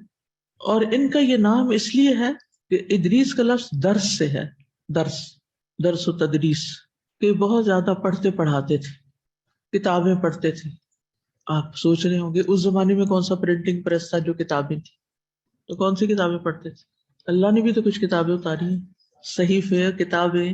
ان کے بارے میں آتا ہے کہ اللہ تعالیٰ نے آپ پر 30 صحیفے نازل کیے تھے، ہمارے 30 سپارے ہیں نا، تو ان پہ 30 صحیفے نازل ہوئے تھے۔ اب وہ جو نازل ہوتے وہ اس کو پڑھتے تھے اور ان کا درس بھی دیتے تھے، صرف خود اپنے لیے نہیں پڑھتے تھے بلکہ دوسروں کو بھی پڑھاتے تھے، تو اس سے ان کا یہ نام پڑا تھا۔ انہ کان صدیقا نبیا، صدیق جو ہے اس میں اللہ تعالیٰ نے ان کی نبوت کے ساتھ صدیقیت کو جمع کیا ہے کہ ان کے اندر مکمل تصدیق تھی، کامل علم تھا، مضبوط یقین تھا، اور علم کے ساتھ ساتھ صالح عمل بھی تھا۔ اللہ نے ان کو اپنی وحی کے لیے منتخب کیا، اپنی رسالت کے لیے چن لیا تھا، کیونکہ وہ انتہائی سچے انسان تھے، راست باز انسان تھے، سچ پہ قائم رہنے والے تھے۔ صدیق جو ہے یہ صدق کی صفت میں مبالغے کا صیغہ ہے، بہت زیادہ سچا اور سچ پہ قائم رہنے والا۔ ایک قول ہے کہ صدیق وہ ہے جس نے وحدانیت میں اللہ کی تصدیق کی ہو کہ اللہ ایک ہے اور اس میں بالکل سچا ہو، کوئی شرک نہ ہو اس کی زندگی میں، اور یہ بھی کہ اس کے انبیاء اور رسولوں کی تصدیق کی، یعنی اللہ کے انبیاء اور رسولوں کی تصدیق کی، اور قیامت کے دن اٹھائے جانے کی تصدیق کی، یعنی جو ایمان کے پہلو ہیں ان کو سچا ماننے والے تھے۔ اور پھر صدیق کی تعریف یہ بھی کی گئی ہے کہ ساری زندگی سچائی سے گزارنے والا ہوتا ہے، جو انتہائی مشکل مقامات پر بھی سچائی سے کام لیتا ہے۔ ہم لوگوں کا حال کیا ہے کہ عام حالات میں تو ہم سچ بولتے رہتے ہیں کوشش کر کے، لیکن جہاں کوئی مشکل چیز آتی ہے وہاں ہم ڈنڈی مار جاتے ہیں، سچے نہیں رہتے، بات بدل دیتے ہیں، چیز کچھ ہوتی ہے کچھ اور بنا کے پیش کرتے ہیں، تو انسان صدیقیت کے درجے پہ نہیں پہنچتا۔ پھر سچا انسان وہ ہوتا ہے جس کی ساری زندگی پر سچائی کا رنگ چڑھا ہوا ہوتا ہے، اقوال، افعال، احوال، ارادے، سب میں سچا۔ یہ لفظ صدق سے ہے، یعنی ایسا شخص جو اپنی نیتوں اور ارادوں میں بھی سچا ہو، پھر زبان کا بھی سچا ہو، پھر اپنے عمل میں بھی سچائی رکھے، جو کہے وہ کرے بھی، یعنی اس کا دل، اس کی زبان، اس کے اعضاء سب ایک دوسرے کے ساتھ موافق ہوتے ہیں، ہم آہنگ ہوتے ہیں، اور ہر طرح کے حالات میں سچ بولتا ہے۔ اسی طرح یہ مبالغے کا صیغہ ہے تو بہت زیادہ سچا صدیق، یہاں تک کہ ان کی زبان سے کبھی جھوٹ نکلا ہی نہیں۔ کوئی اور ایسا دعویٰ کر سکتا ہے؟ ہم تو بہت دفعہ بھول ہی جاتے ہیں، بات کچھ اور کہی ہوتی ہے اور کچھ اور بتا رہے ہوتے ہیں۔ بہت سے لوگ دل میں نہیں ہوتا، دل میں دوسرے کے خلاف ہوتی ہے بات، اوپر سے اس کی تعریفیں کیے جا رہے ہوتے ہیں، تو یہ بھی جھوٹ ہوتا ہے۔ یعنی دل کا بھی سچا، زبان کا بھی سچا، اعضاء میں بھی سچائی، عمل میں بھی سچائی، اور پھر اس کے ساتھ ساتھ مشکل حالات میں بھی سچا ہونا، اور پھر سچائی کے ساتھ اللہ تعالیٰ کے احکامات کو قائم کرنے والے تھے، اپنی ذات پر بھی اور لوگوں پر بھی، اور یہ نبی کے رتبے سے بلند تھے کیونکہ اللہ تعالیٰ نے ان کو رسول بنایا تھا۔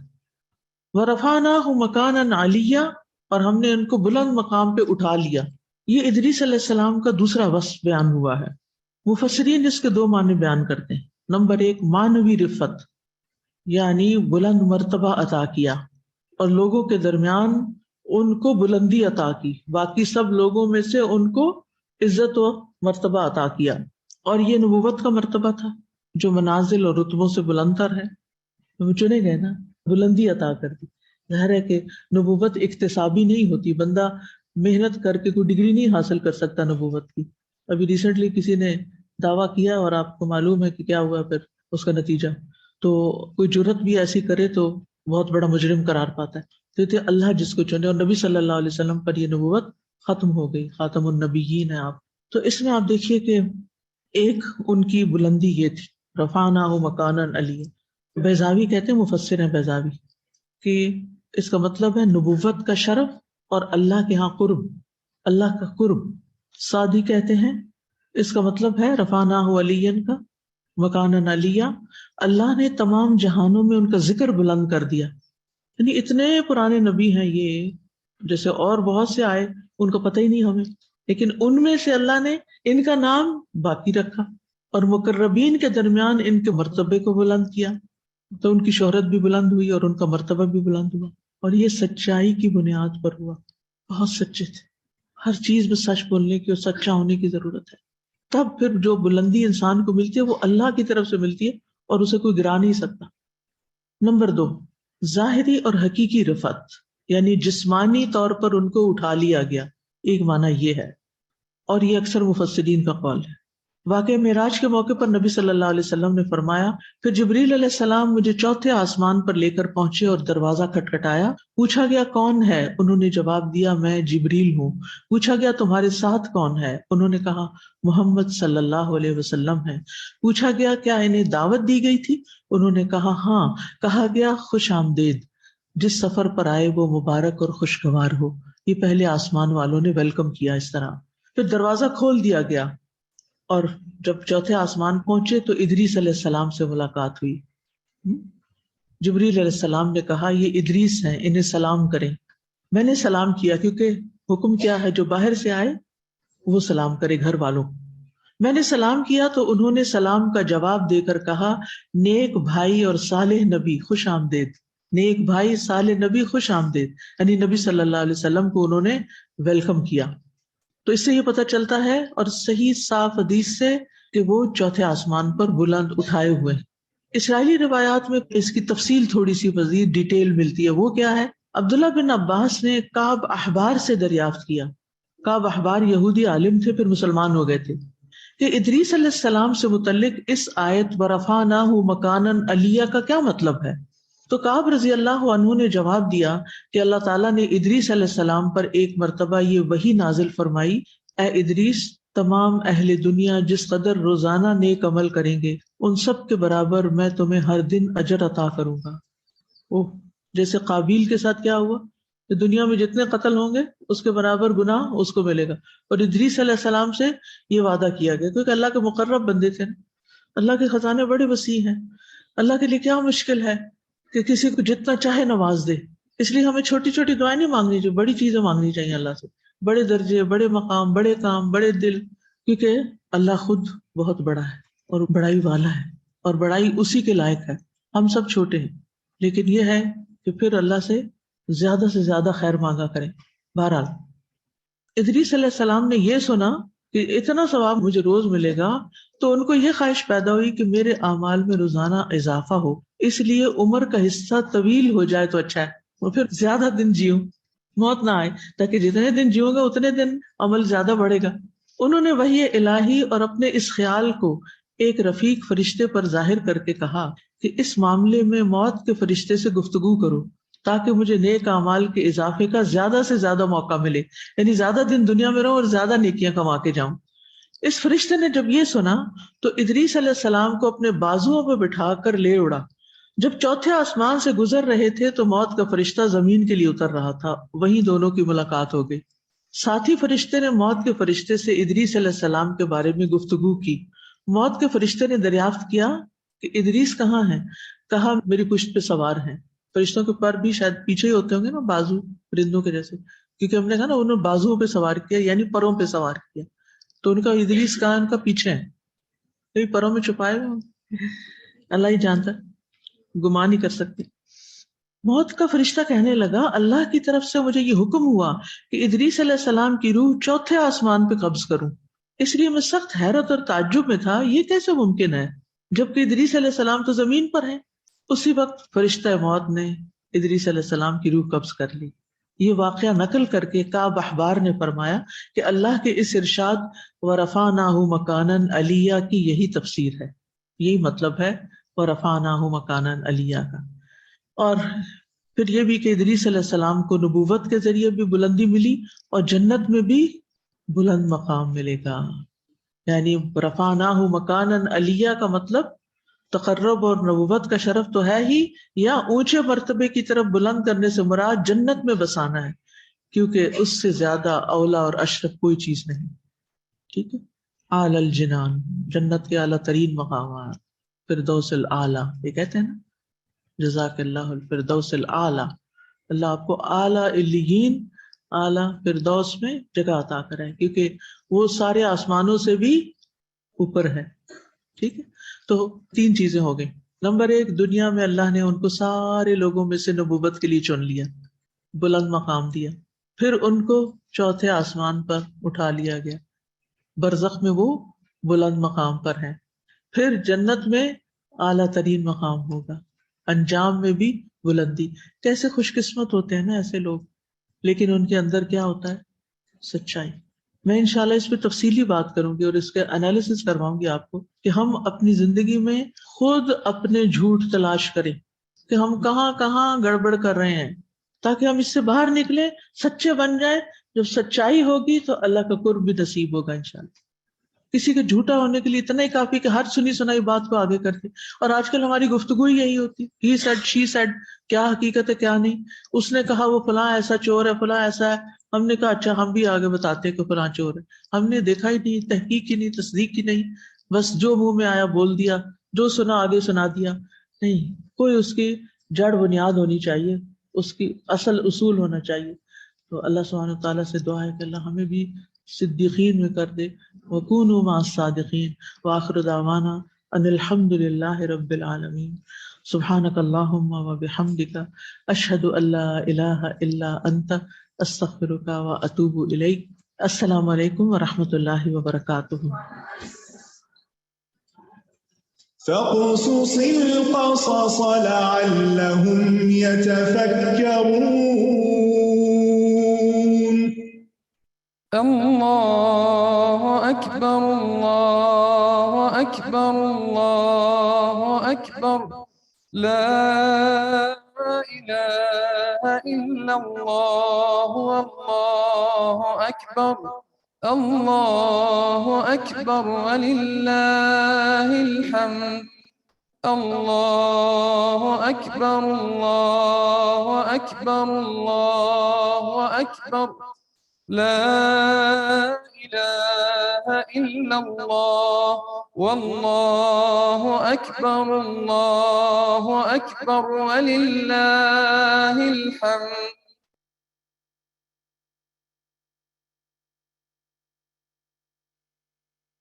بسم اللہ الرحمن الرحیم. السلام علیکم ورحمۃ اللہ وبرکاتہ. الحمدللہ ہم نے ادریس علیہ السلام کے بارے میں آج پڑھا، سیکھا، سنا. یہ بتائیے کہ بہت سارے امیزنگ فیکٹس ملے آپ لوگوں کو آج. کتنی باتیں آپ کو پتا تھی پہلے سے استاذہ کے لیکچر کو سننے سے پہلے؟ مجھے تک زیادہ تر جو ہے وہ بس نام سے ہی ہم لوگ واقف تھے جی، ناٹ مچ. لیکن الحمدللہ آپ دیکھیں کہ اللہ نے کیسے کیسے پیارے بندے اس دنیا میں بھیجے ہیں. ان کا اخلاق اور ان کی عادات اور ان کی اچیومنٹس، اور پھر یہ کہ اللہ کا تقرب، پھر اللہ کی رضا، ان کا ذکر قرآن پاک میں ہے. تو کیا بات سمجھ میں آتی ہے کہ اللہ نے بہت نوازا، بہت نعمتیں عطا کی، لیکن وہ اللہ کے بندے بن کر رہے، اور انہوں نے ان نعمتوں کو اللہ کی خوشنودی حاصل کرنے میں لگایا، اور دنیا میں بھی ان کا نام ہوا اور آخرت میں بھی وہ کامیاب ہوئے. تو ہمارے لیے کیا سبق ہے کہ جو نعمتیں اللہ نے ہمیں دی ہیں، جو صلاحیتیں ہمیں دیے ہیں، جو وقت ہمیں دیا ہے، جو ہمیں زندگی دی ہے، جو صحت دی ہے، جو ٹیلنٹس ہیں ہمارے پاس، کیا کریں؟ ان کو پا کر کچھ سمجھیں اپنے آپ کو کہ جی ہم تو بڑے کامیاب لوگ ہیں. جو اللہ نے دیا ہے وہ اللہ ہی کے راستے میں خرچ کریں، ان کو اللہ ہی کے راستے میں ان نعمتوں کو استعمال کریں، ان کو لگائیں، تاکہ اللہ کی خوشنودی حاصل ہو، اور دنیا میں بھی برکت اور رحمت ہو زندگی میں، اور پھر جو دنیا کے بعد کی اگلی زندگی ہے برزخ اور پھر آخرت، وہاں بھی اللہ کی رضا اور خوشنودی حاصل ہو۔ کہ آپ دیکھیں نا کہ اصل کامیاب کون ہے؟ جو جہنم سے بچا لیا گیا، جو آگ سے بچا لیا گیا، اور جو جنت میں داخل کر دیا گیا۔ تو ہم سب کا جو غم اور ہم ہونا چاہیے نا، وہ جہنم سے بچنے کی ہر ممکن کوشش۔ اور اسی لیے رسول صلی اللہ علیہ وسلم نے فرمایا کسی نیکی کو بھی چھوٹا نہ سمجھو، اور فرمایا کہ تم اپنے آپ کو جہنم کی آگ سے بچاؤ، خواہ کھجور کے ایک ٹکڑے سے ہی کیوں نہ، یعنی کہ وہی کسی کو اللہ کے راستے میں اس کو دیکھ کر اپنے آپ کو بچاؤ۔ تو چلیں ہم کچھ چیزیں مل کر دیکھتے ہیں۔ آج میں نے آپ سب سے کہا تھا کہ عمل کے حوالے سے کوئی بات لکھیے گا، تو آپ لوگوں نے کچھ نوٹ کیا ہے؟ کوئی ایسی بات آپ نے نوٹ کی جو آپ اپنے عمل میں لے کر آئیں گے ادریس علیہ السلام کے بارے میں جاننے کے بعد، پڑھنے کے بعد؟ جھوٹ تلاش کرنا ہے، چلیں الحمدللہ، ویری گڈ پوائنٹ۔ سچا بننا ہے، ٹھیک ہے۔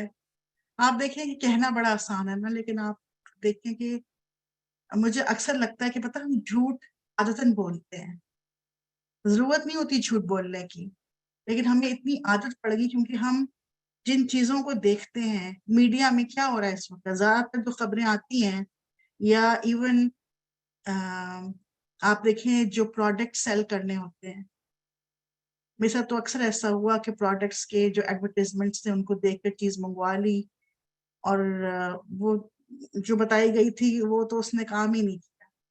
یعنی کہ ہماری زندگی اس وقت جھوٹ پر بیسڈ ہے، ایگزیجریشن پر بیسڈ ہے۔ ہماری جو بھی ہم سوشل میڈیا پر ایکٹیو ہوتے ہیں، جس طریقے سے جو خبریں آتی ہیں، جو چیزوں کو ہم واچ کرتے ہیں، جو ہمارے یعنی کہ ایون لطیفوں جوکس کے اندر بھی آپ دیکھیں، یعنی کہ ہر چیز کے اندر جو نا جھوٹ ایسا ہو گیا ہے کچھ کہ نا لگتا ہے شاید یہ اس کے بغیر زندگی نہیں ہے۔ اور الحمدللہ اگر ہم آج نوٹ کرتے ہیں تو ادریس علیہ السلام کے بارے میں جو گواہی قرآن دے رہا ہے سورہ مریم میں کہ انہو کانا صدیقا نبیہ، ان کی سچائی کی گواہی ہے کہ اللہ نے ان کو نبوت سے تو سرفراز کیا ہی، مگر ان کی جو کوالٹی تھی صدیق۔ اور آپ دیکھیں کہ یہ کوالٹی نا انسان کو بہت زیادہ ڈسٹنگوش کر دیتی ہے۔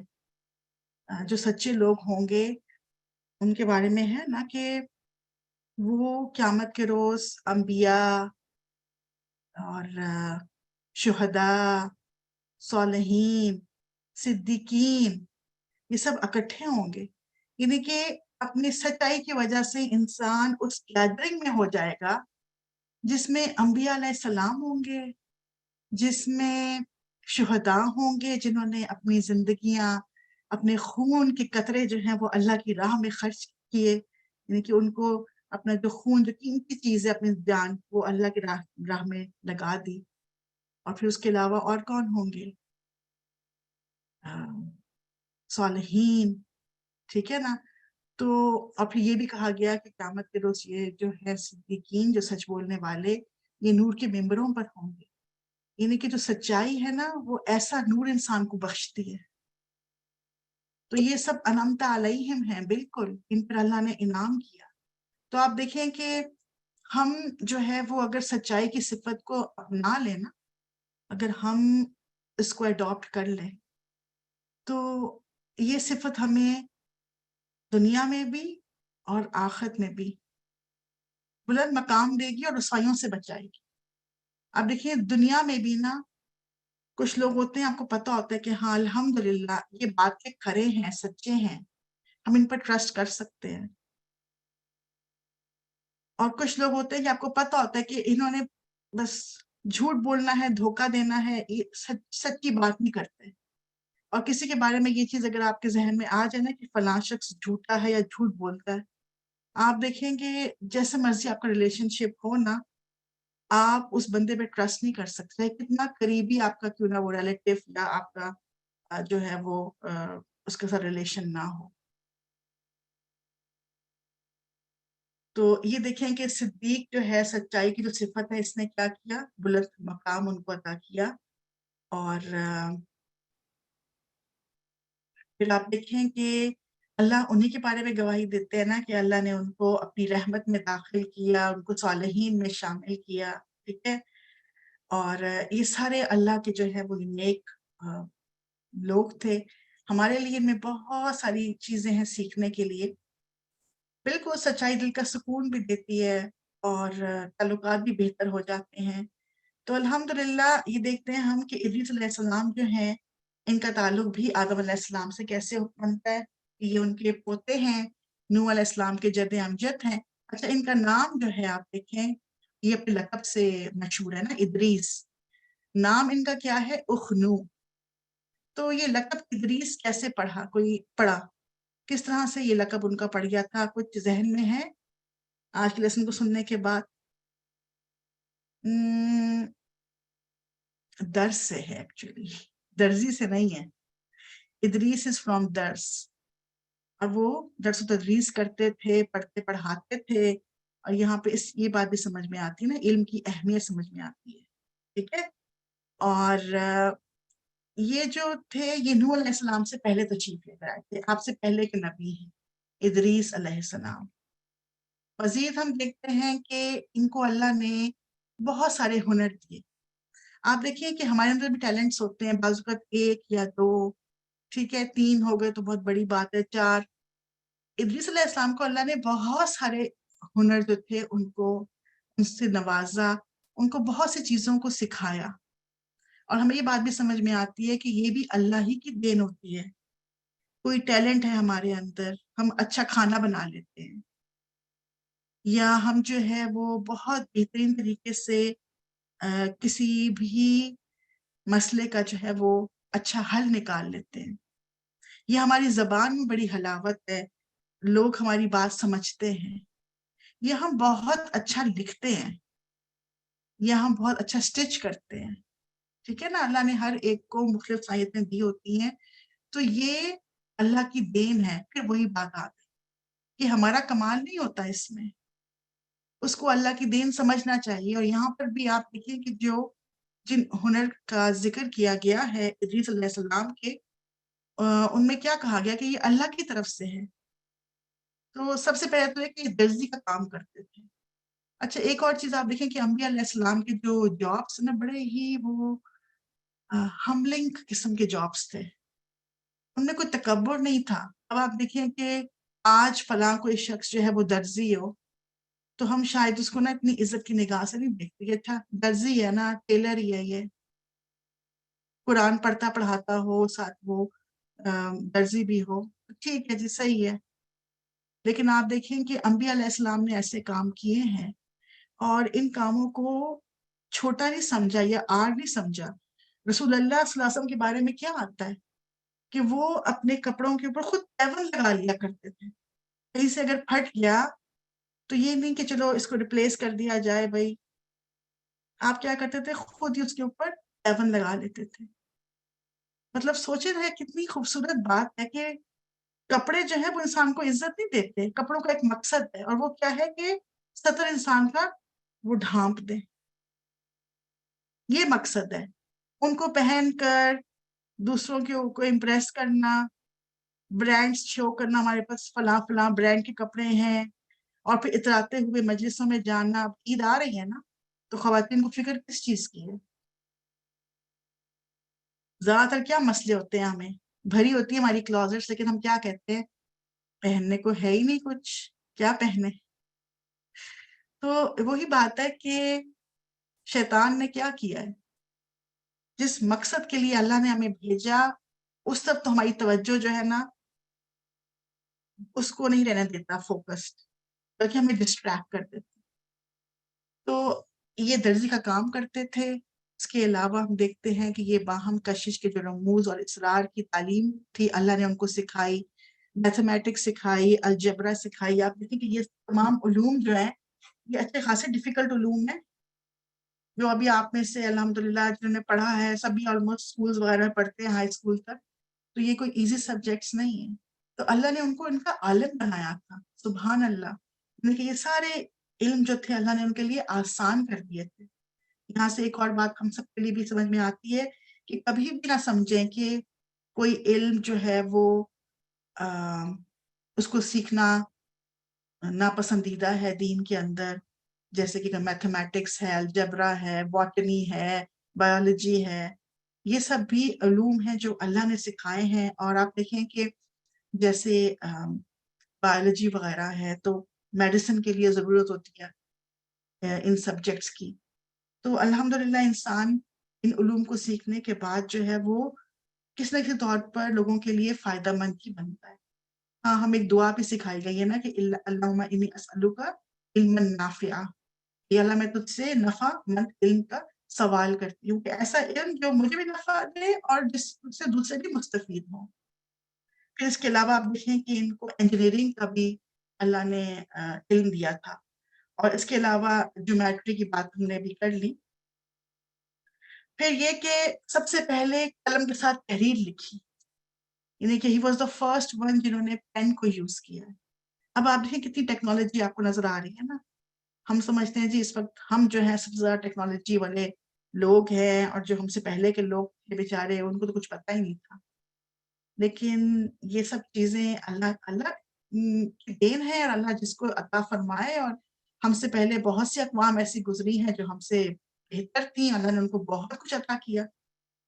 خاص طور پہ دیکھیں ایون ان کی جو ایجز تھیں ان لوگوں کی، ان انبیاء علیہ السلام کی، ان کی اقوام کی، مطلب 100 تو ہماری بھی ایوریج نہیں بنتی ہے اس وقت، لیکن یعنی کہ 900 ایئرس اور 1000 ایئرس، 800 ایئرس، 1200 ایئرس، تو ان لوگوں کی ایجز تھی. سبحان اللہ. پھر اس کے علاوہ مزید ہم نے کیا سیکھا کہ سب سے پہلے ہتھیار بنائے اور کافروں سے جنگ کی. یعنی کہ جب دیکھیں کہ جو جنگ میں جو سامان استعمال ہوتا ہے، جنگی سامان، جو ہتھیار استعمال کیے جاتے ہیں سیلف پروٹیکشن کے لیے بھی اور دوسروں پر یعنی کہ ان کو حملہ کرنے کے لیے، تو وہ بھی انہوں نے سب سے پہلے بنائے. اور پھر بنا کر کیا کیا کہ کافروں سے جنگ کی، یعنی کہ اللہ کے دشمنوں کے خلاف ان کو استعمال کیا. پھر اس کے بعد مزید ہم کیا دیکھتے ہیں کہ اور انہوں نے کیا اللہ نے ان کو عطا کیا، کتاب، قلم، ترازو اور پیمانہ بھی آپ ہی کی ایجاد ہیں. یعنی کہ بکس، پین، پھر دیکھیں اسکیل اور جو پیمانے ہوتے ہیں اوزان وغیرہ، یہ بھی اللہ نے آپ کو یہ بھی علم دیا کہ آپ نے ان سب کو ایجاد کیا. مزید ہم دیکھتے ہیں امیزنگ ہے ویسے، ستاروں کی گردش میں غور کیا، حکمت و نجوم کی ابتدا کی، یہ سب بھی اللہ کے حکم سے. جی ہاں، یہ بڑی پیاری بات سکھائی استاذہ نے کہ اللہ سبحانہ تعالیٰ نے آدم علیہ السلام کو نام سکھائے اور ادریس علیہ السلام کو ان سب کے کام سکھائے. الحمدللہ. اور پھر اس کے بعد مزید کیا تھا کہ علم ہندسہ، یہ کیا ہوا، جیومیٹری کا علم، حساب، میتھمیٹکس اور نجوم میں ماہر تھے. ٹھیک ہے، نجوم میں علم نجوم نہیں، جیسے جو ستاروں کا علم ہوتا ہے، ستاروں کے بارے میں معلومات، اور اس کے علاوہ سولر سسٹم جو ہے جس کو آپ کہہ لیں، وہ بھی دیکھیں کتنا زیادہ امیزنگ ہے. آج کل کیا کچھ نہیں ہو رہا سولر سسٹم کو ڈسکور کرنے کے لیے. تو الحمدللہ یہ سب کچھ سکھایا گیا، اور اس کے ساتھ سب کچھ حاصل کرنے کے بعد ادریس علیہ السلام کی ہم عاجزی کو دیکھتے ہیں. کوئی فخر نہیں ہے اتنا کچھ سیکھنے کے باوجود. تو اگر ہم ان میں سے کوئی علم سیکھیں تو کیا نیت ہونی چاہیے ہماری، یہ بتائیے. کس نیت سے سیکھے انسان کوئی بھی علم؟ اگر انسان کو انٹرسٹ ہے، سیکھتے ضرورت ہے اس کے علاقے میں، یا کوئی آپ اسکول کالج میں ہیں، جی ایک تو دین کی اشاعت، اور پھر یہ کہ ثواب کی نیت سے بھی. یہ ایک بڑی اچھی بات بتائی تھی استاذہ نے کہ ہم کیوں سیکھ رہے ہیں، کہ یہ علوم بھی اللہ ہی نے عطا کیے ہیں. اور اگر اللہ ہمیں ان میں سے کوئی علم جو ہے ہمارے لیے اس کا راستہ آسان کر دیتا ہے، ہمیں وہ علم عطا کر دیتا ہے، تو ہم اس کو خوشی خوشی لیں اور اس کو ثواب کی نیت سے سیکھیں. پھر اس کے بعد ہم مزید دیکھتے ہیں کہ ان کو نبوت بھی اللہ تعالیٰ نے عطا فرمائی، اور یہ جو ہے وہ بابل میں پیدا ہوئے تھے، وہیں پر انہوں نے پرورش کی. مزید ان کے بارے میں دیکھتے ہیں ہم کہ کئی زبانیں جانتے ہیں. آپ دیکھیں آج ہمیں اگر 2 لینگویجز 3 لینگویجز آتی ہیں تو ہم سمجھتے ہیں بڑا کچھ آ گیا ہے. فرینچ آ گئی جی، عربک آ گئی، انگلش آ گئی، اردو آ گئی، پنجابی آ گئی، پشتو آ گئی. تو آپ دیکھیں کہ 2-3 سے اوپر تو لینگویج ہمیں نہیں آتی ہے نا لینگویجز. لیکن ان کو اللہ سبحانہ تعالیٰ نے کئی زبانیں سکھائیں اور 72 لکھ رہے ہیں آپ لوگ. اور پھر دیکھیں کہ اس کے علاوہ ان کے زمانے میں 72 زبانیں بولی جاتی. ٹھیک ہے نا. تو اب نبی بھی تھے تو کمیونیکیٹ کرنے کے لیے پھر اب سوچ لیں کہ 72 جو ہے کتنی زبانیں ہوں گی. کاؤنٹنگ کرنا شروع کریں نا ذرا. 10 پہ ہم تھک جائیں گے شاید، 12 پر 15 20. تو الحمدللہ کتنا علم تھا ان کے پاس. سبحان اللہ. اس سے یہ بھی پتا چلتا ہے نا کہ اللہ سبحانہ تعالیٰ نے انسان کو ایسا بنایا ہے کہ اللہ نے اس کو یہ دی ہے صلاحیتیں کہ وہ علم کو سیکھ سکتا ہے. پھر اس کے بعد ہم مزید کیا دیکھتے ہیں کہ ابتدائی عمر میں انہوں نے شیس علیہ السلام سے علم حاصل کیا. یہ اللہ سبحانہ تعالیٰ نے ہر زمانے میں انسان کا بڑا بہترین انتظام کیا. اور انبیاء علیہ السلام کو بھی نا، یعنی کہ جو ان سے پہلے انبیاء تھے ان کی یعنی کہ زیر کفالت رکھا یا ان کی سپرویژن میں ان کو علم سکھایا. جیسے ہم نے موسیٰ علیہ السلام اور خضر علیہ السلام کا واقعہ بھی دیکھا. ٹھیک ہے نا. پھر ہم نے دیکھا کہ رسول صلی اللہ علیہ وسلم جو ہیں ایک مرتبہ ایک شخص صاف ستھرے کپڑے، کوئی یعنی کہ شکل سے لگ نہیں رہا کہ وہ کوئی مسافر ہیں، لیکن وہ پہلے کبھی دیکھے نہیں گئے تھے، اور وہ آ کے آپ کو اسلام کے جو بنیادی جو ارکان ہیں وہ سکھاتے ہیں. اور بہت طریقے سے رسول صلی اللہ علیہ وسلم ان کے سامنے گھٹنے ٹیک کئی طریقے سے بیٹھے ہوتے ہیں اور وہ بھی آپ کو ساری انفارمیشن دیتے ہیں. اور بعد میں صحابہ کرام کو بتاتے ہیں کہ یہ جبریل علیہ السلام تھے. تو انبیاء علیہ السلام نے مختلف یعنی کہ اللہ نے ان کے جو ہے وہ ارینجمنٹس کی، ان کو علم سکھانے کی. اور ایسے ہی ہم بھی اپنے بارے میں سوچیں کہ اللہ نے ہمیں بھی چنا ہے اور ہمیں بھی بہترین ٹیچرز دی ہیں. آپ دیکھیں یہ علم جو ہم نے سیکھا الحمدللہ.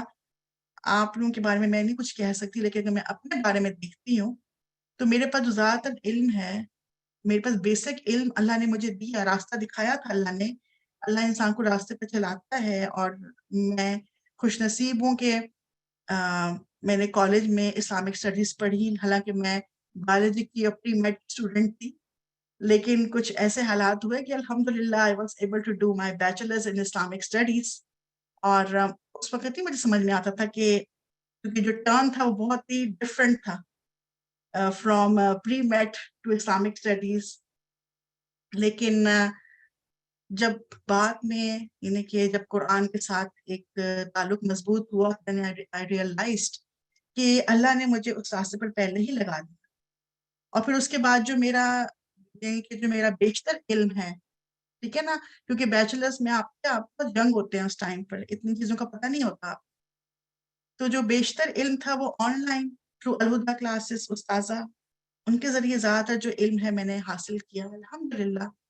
اور استقامت کے ساتھ اگر انسان لگا رہے اور تھوڑا تھوڑا سیکھتا رہے تو انسان بہت کچھ سیکھ سکتا ہے. اور یہ ایک اچھے استاد کی سپرویژن میں ہی ہو سکتا ہے کہ انسان اپنے آپ کو اس کے حوالے کر دے اور اللہ کے علم کو جو ہے وہ سیکھتا چلا جائے.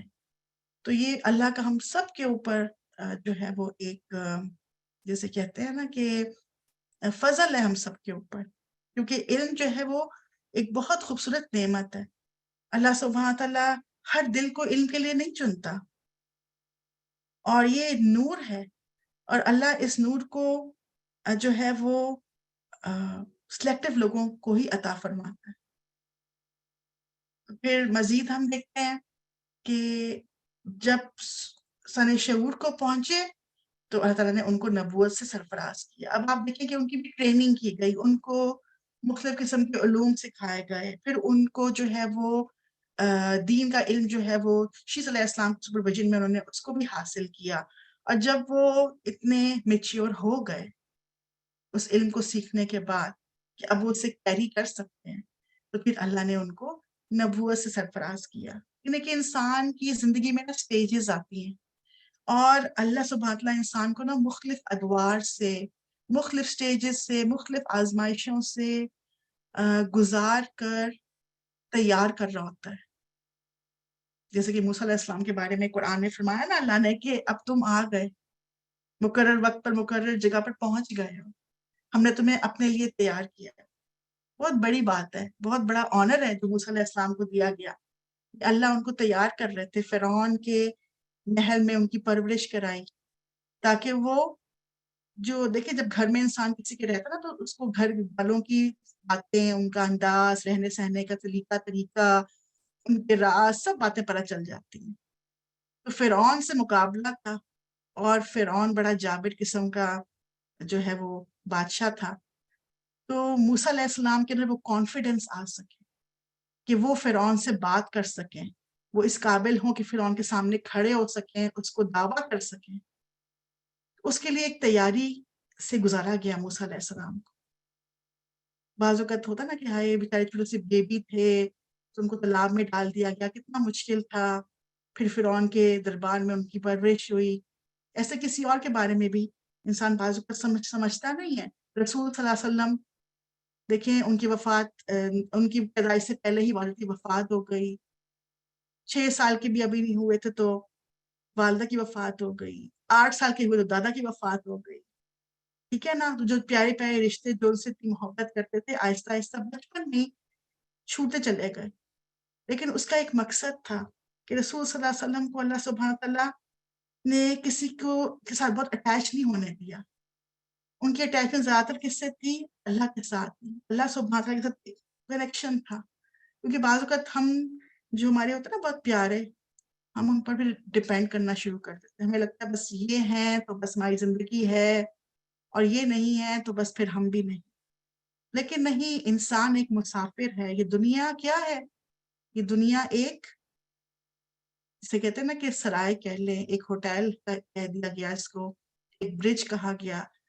نہ کوئی ہوٹل میں ساری زندگی پرماننٹ ریزیڈنس کسی کی بنتی ہے، نہ ہی کوئی کسی برج پر ہمیشہ رہتا ہے، گزر جاتا ہے نا.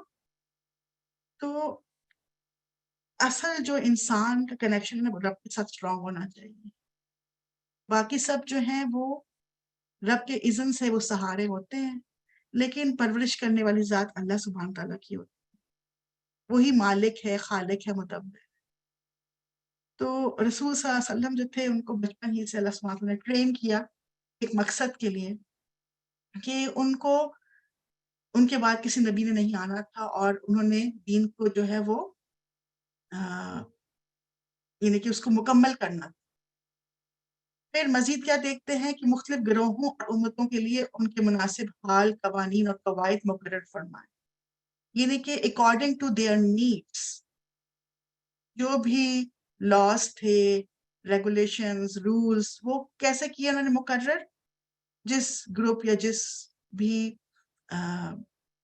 یعنی گروپ کی جو بھی نیڈس تھی، ریکوائرمنٹس تھی. سبحان اللہ. پھر ہم کیا مزید دیکھتے ہیں کہ ہر جماعت کو اس کی زبان میں تبلیغ فرماتے تھے. یہ بھی دیکھیں ذرا کتنا امیزنگ ہے. 72 سمجھے اگر گروپس ہیں، 72 زبانیں ہیں، تو ہر ایک سے ان کی زبان میں ہی بات کر رہے ہیں. بیچ میں کوئی انٹرپریٹر نہیں ہے یا کوئی جو ہے وہ سائن لینگویج یا جس طرح ہوتا ہے نا بعض اوقات ایسی کوئی چیز نہیں، ڈائریکٹ ان کے ساتھ بات کی جاتی ہے. اور آپ دیکھیں کہ جب کوئی ٹیچر یا کوئی لیڈر لوگوں سے ان کی زبان میں بات کرتا ہے نا تو اس کا اثر دل تک ہوتا ہے. ہم دیکھیں الحمدللہ ہم انگلش آتی ہے، لیکن جیسے ہمیں سمجھ میں آتی ہے نا اردو زبان اور ہمیں استاذہ کی بات سمجھ میں آتی ہے، ہم اس کو انجوائے کرتے ہیں. کیوں؟ کیونکہ ہماری زبان، ہماری جو لینگویج ہے وہ اردو ہے. اور ہمیں جتنا زیادہ اچھا یعنی فیل ہوتا ہے اس زبان میں اپنے دین کو سیکھ کر، ہمیں دوسری زبانوں میں بے شک الحمدللہ انجوائے کرتے ہیں، لیکن ناٹ لائک دا وے جو ہم اردو کے اندر انجوائے کر سکتے ہیں. پھر اقطاع عالم کو 4 حصوں میں تقسیم کر کے ہر ربع کے لیے ایک حاکم مقرر کیا. یہ بھی ان کی اسٹریٹجی تھی کہ جو زمین تھی اس کو 4 حصوں میں تقسیم کیا، ہر ایک پر ایک لیڈر جو تھا مقرر کیا تاکہ جو ہے وہ انتظام بہترین طریقے سے جو ہے وہ کیا جا سکے. پھر یہ کہ آپ کی جو قوم تھی وہ ستارہ پرست اور مظاہر پرست تھی، ٹھیک ہے، یہ پتہ چلتا ہے ہمیں۔ پھر یہ کہ آپ کی قوم نے آپ کی دعوت ماننے سے انکار کر دیا۔ ایک شخص اتنا ٹیلنٹ ہے، اس میں اتنا ہنر ہے، اتنا اسکلفل ہے، اور اس کو بات بھی کرنی آتی ہے، اس کو لینگویجز کے اوپر بھی عبور حاصل ہے، اس کو اسٹریٹجیز بنانی بھی آتی ہیں، وہ ہر کام جو ہے اتنے بہترین طریقے سے کر رہا ہے، لیکن اس کے باوجود قوم جو ہے وہ دعوت جو دے رہا ہے وہ توحید کی، اس کی انکاری ہے۔ سمجھ میں نہیں آتا نا عقل کو بات کہ ایسا ایسے ہو سکتا ہے۔ کیا وہ دیکھ ہی رہے تھے کہ ہی واز سو یعنی گاڈ گفٹڈ اسکلز ہیں ان کے پاس، اور اتنی اچیومنٹ ہے، اور پھر کیا قوم نے تو ہمیشہ کرتی ہے کہ مخالفت پر اتر آئی آپ کی، ٹھیک ہے نا، اور پھر آپ نے ہجرت کی اور آپ مصر چلے گئے، جہاں پہ بہت سے لوگ آپ پر ایمان لے آئے۔ تو اگر ایک جگہ نہیں موافق آپ کے دین کی اشاعت کے لیے، یا آپ اس پر وہاں پہ دین پر نہیں چل سکتے، یا آپ کو بہت زیادہ وہاں پر دین کے راستے میں مخالفت ہے، تو کیا کریں؟ مایوس نہیں ہو، ہجرت کر لیں اللہ کے راستے میں، اس زمین کو چھوڑ دیں۔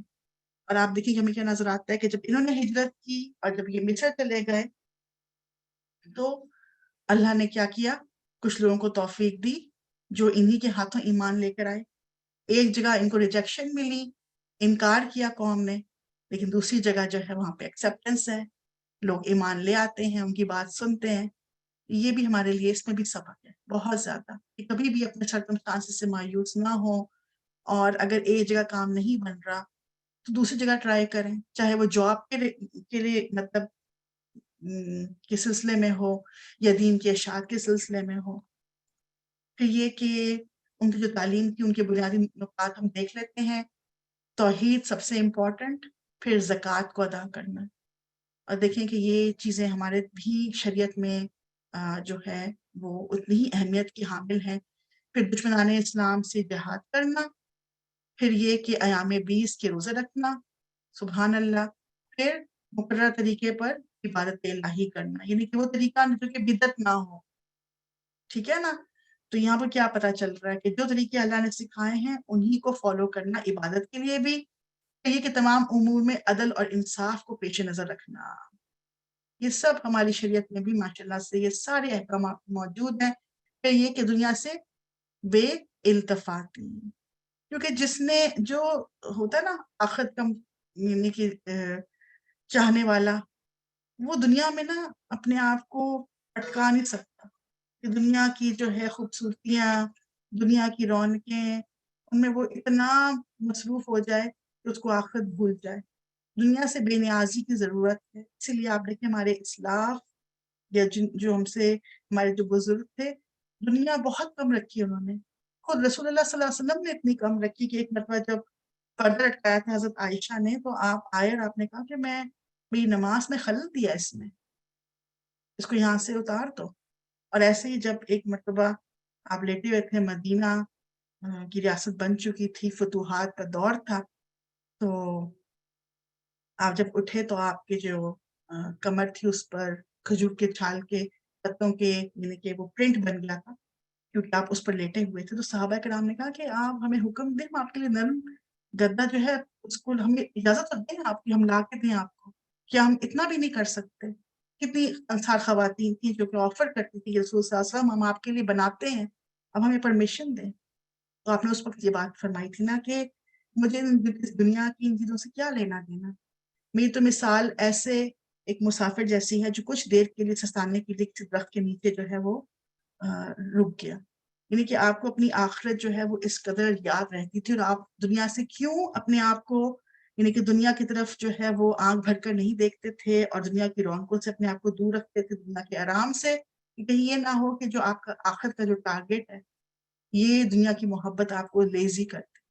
آج ہم اپنا حال دیکھ لیں، ہماری لیزینس، ہماری نمازیں، ہمارے روزے، ہمارے قیام، ہمارے قرآن کی تلاوت، اس کا حفظ اور نیک کام، کیوں ہم پیچھے رہ جاتے ہیں؟ کیا وجہ ہے؟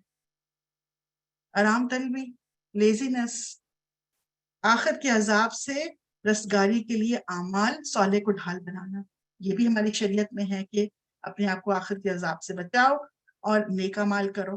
اور پھر اس کے علاوہ کیا تھا کہ طہارت اور نظافت سے رہنا. جی یعنی باوضو جیسے ہم کہہ سکتے ہیں، صفائی یہ بھی تھی.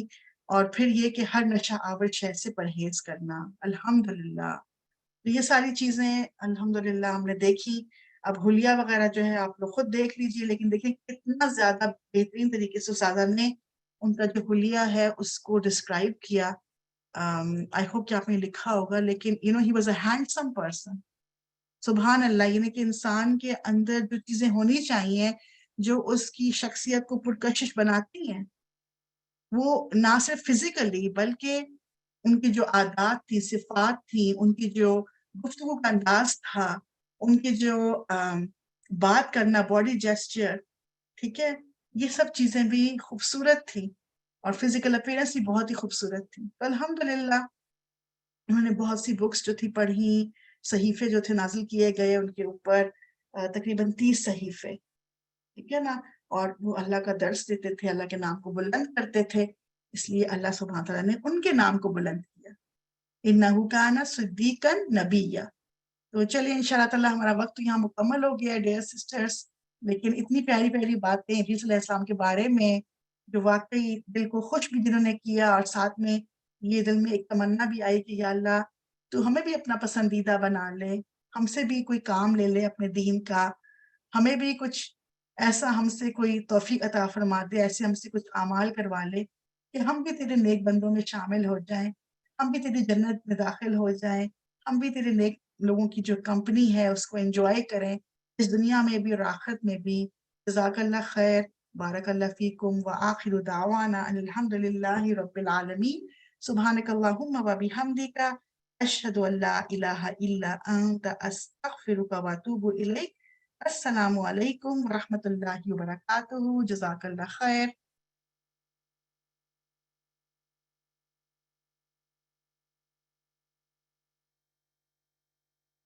الله أكبر الله أكبر لا إله إلا الله والله أكبر الله أكبر ولله الحمد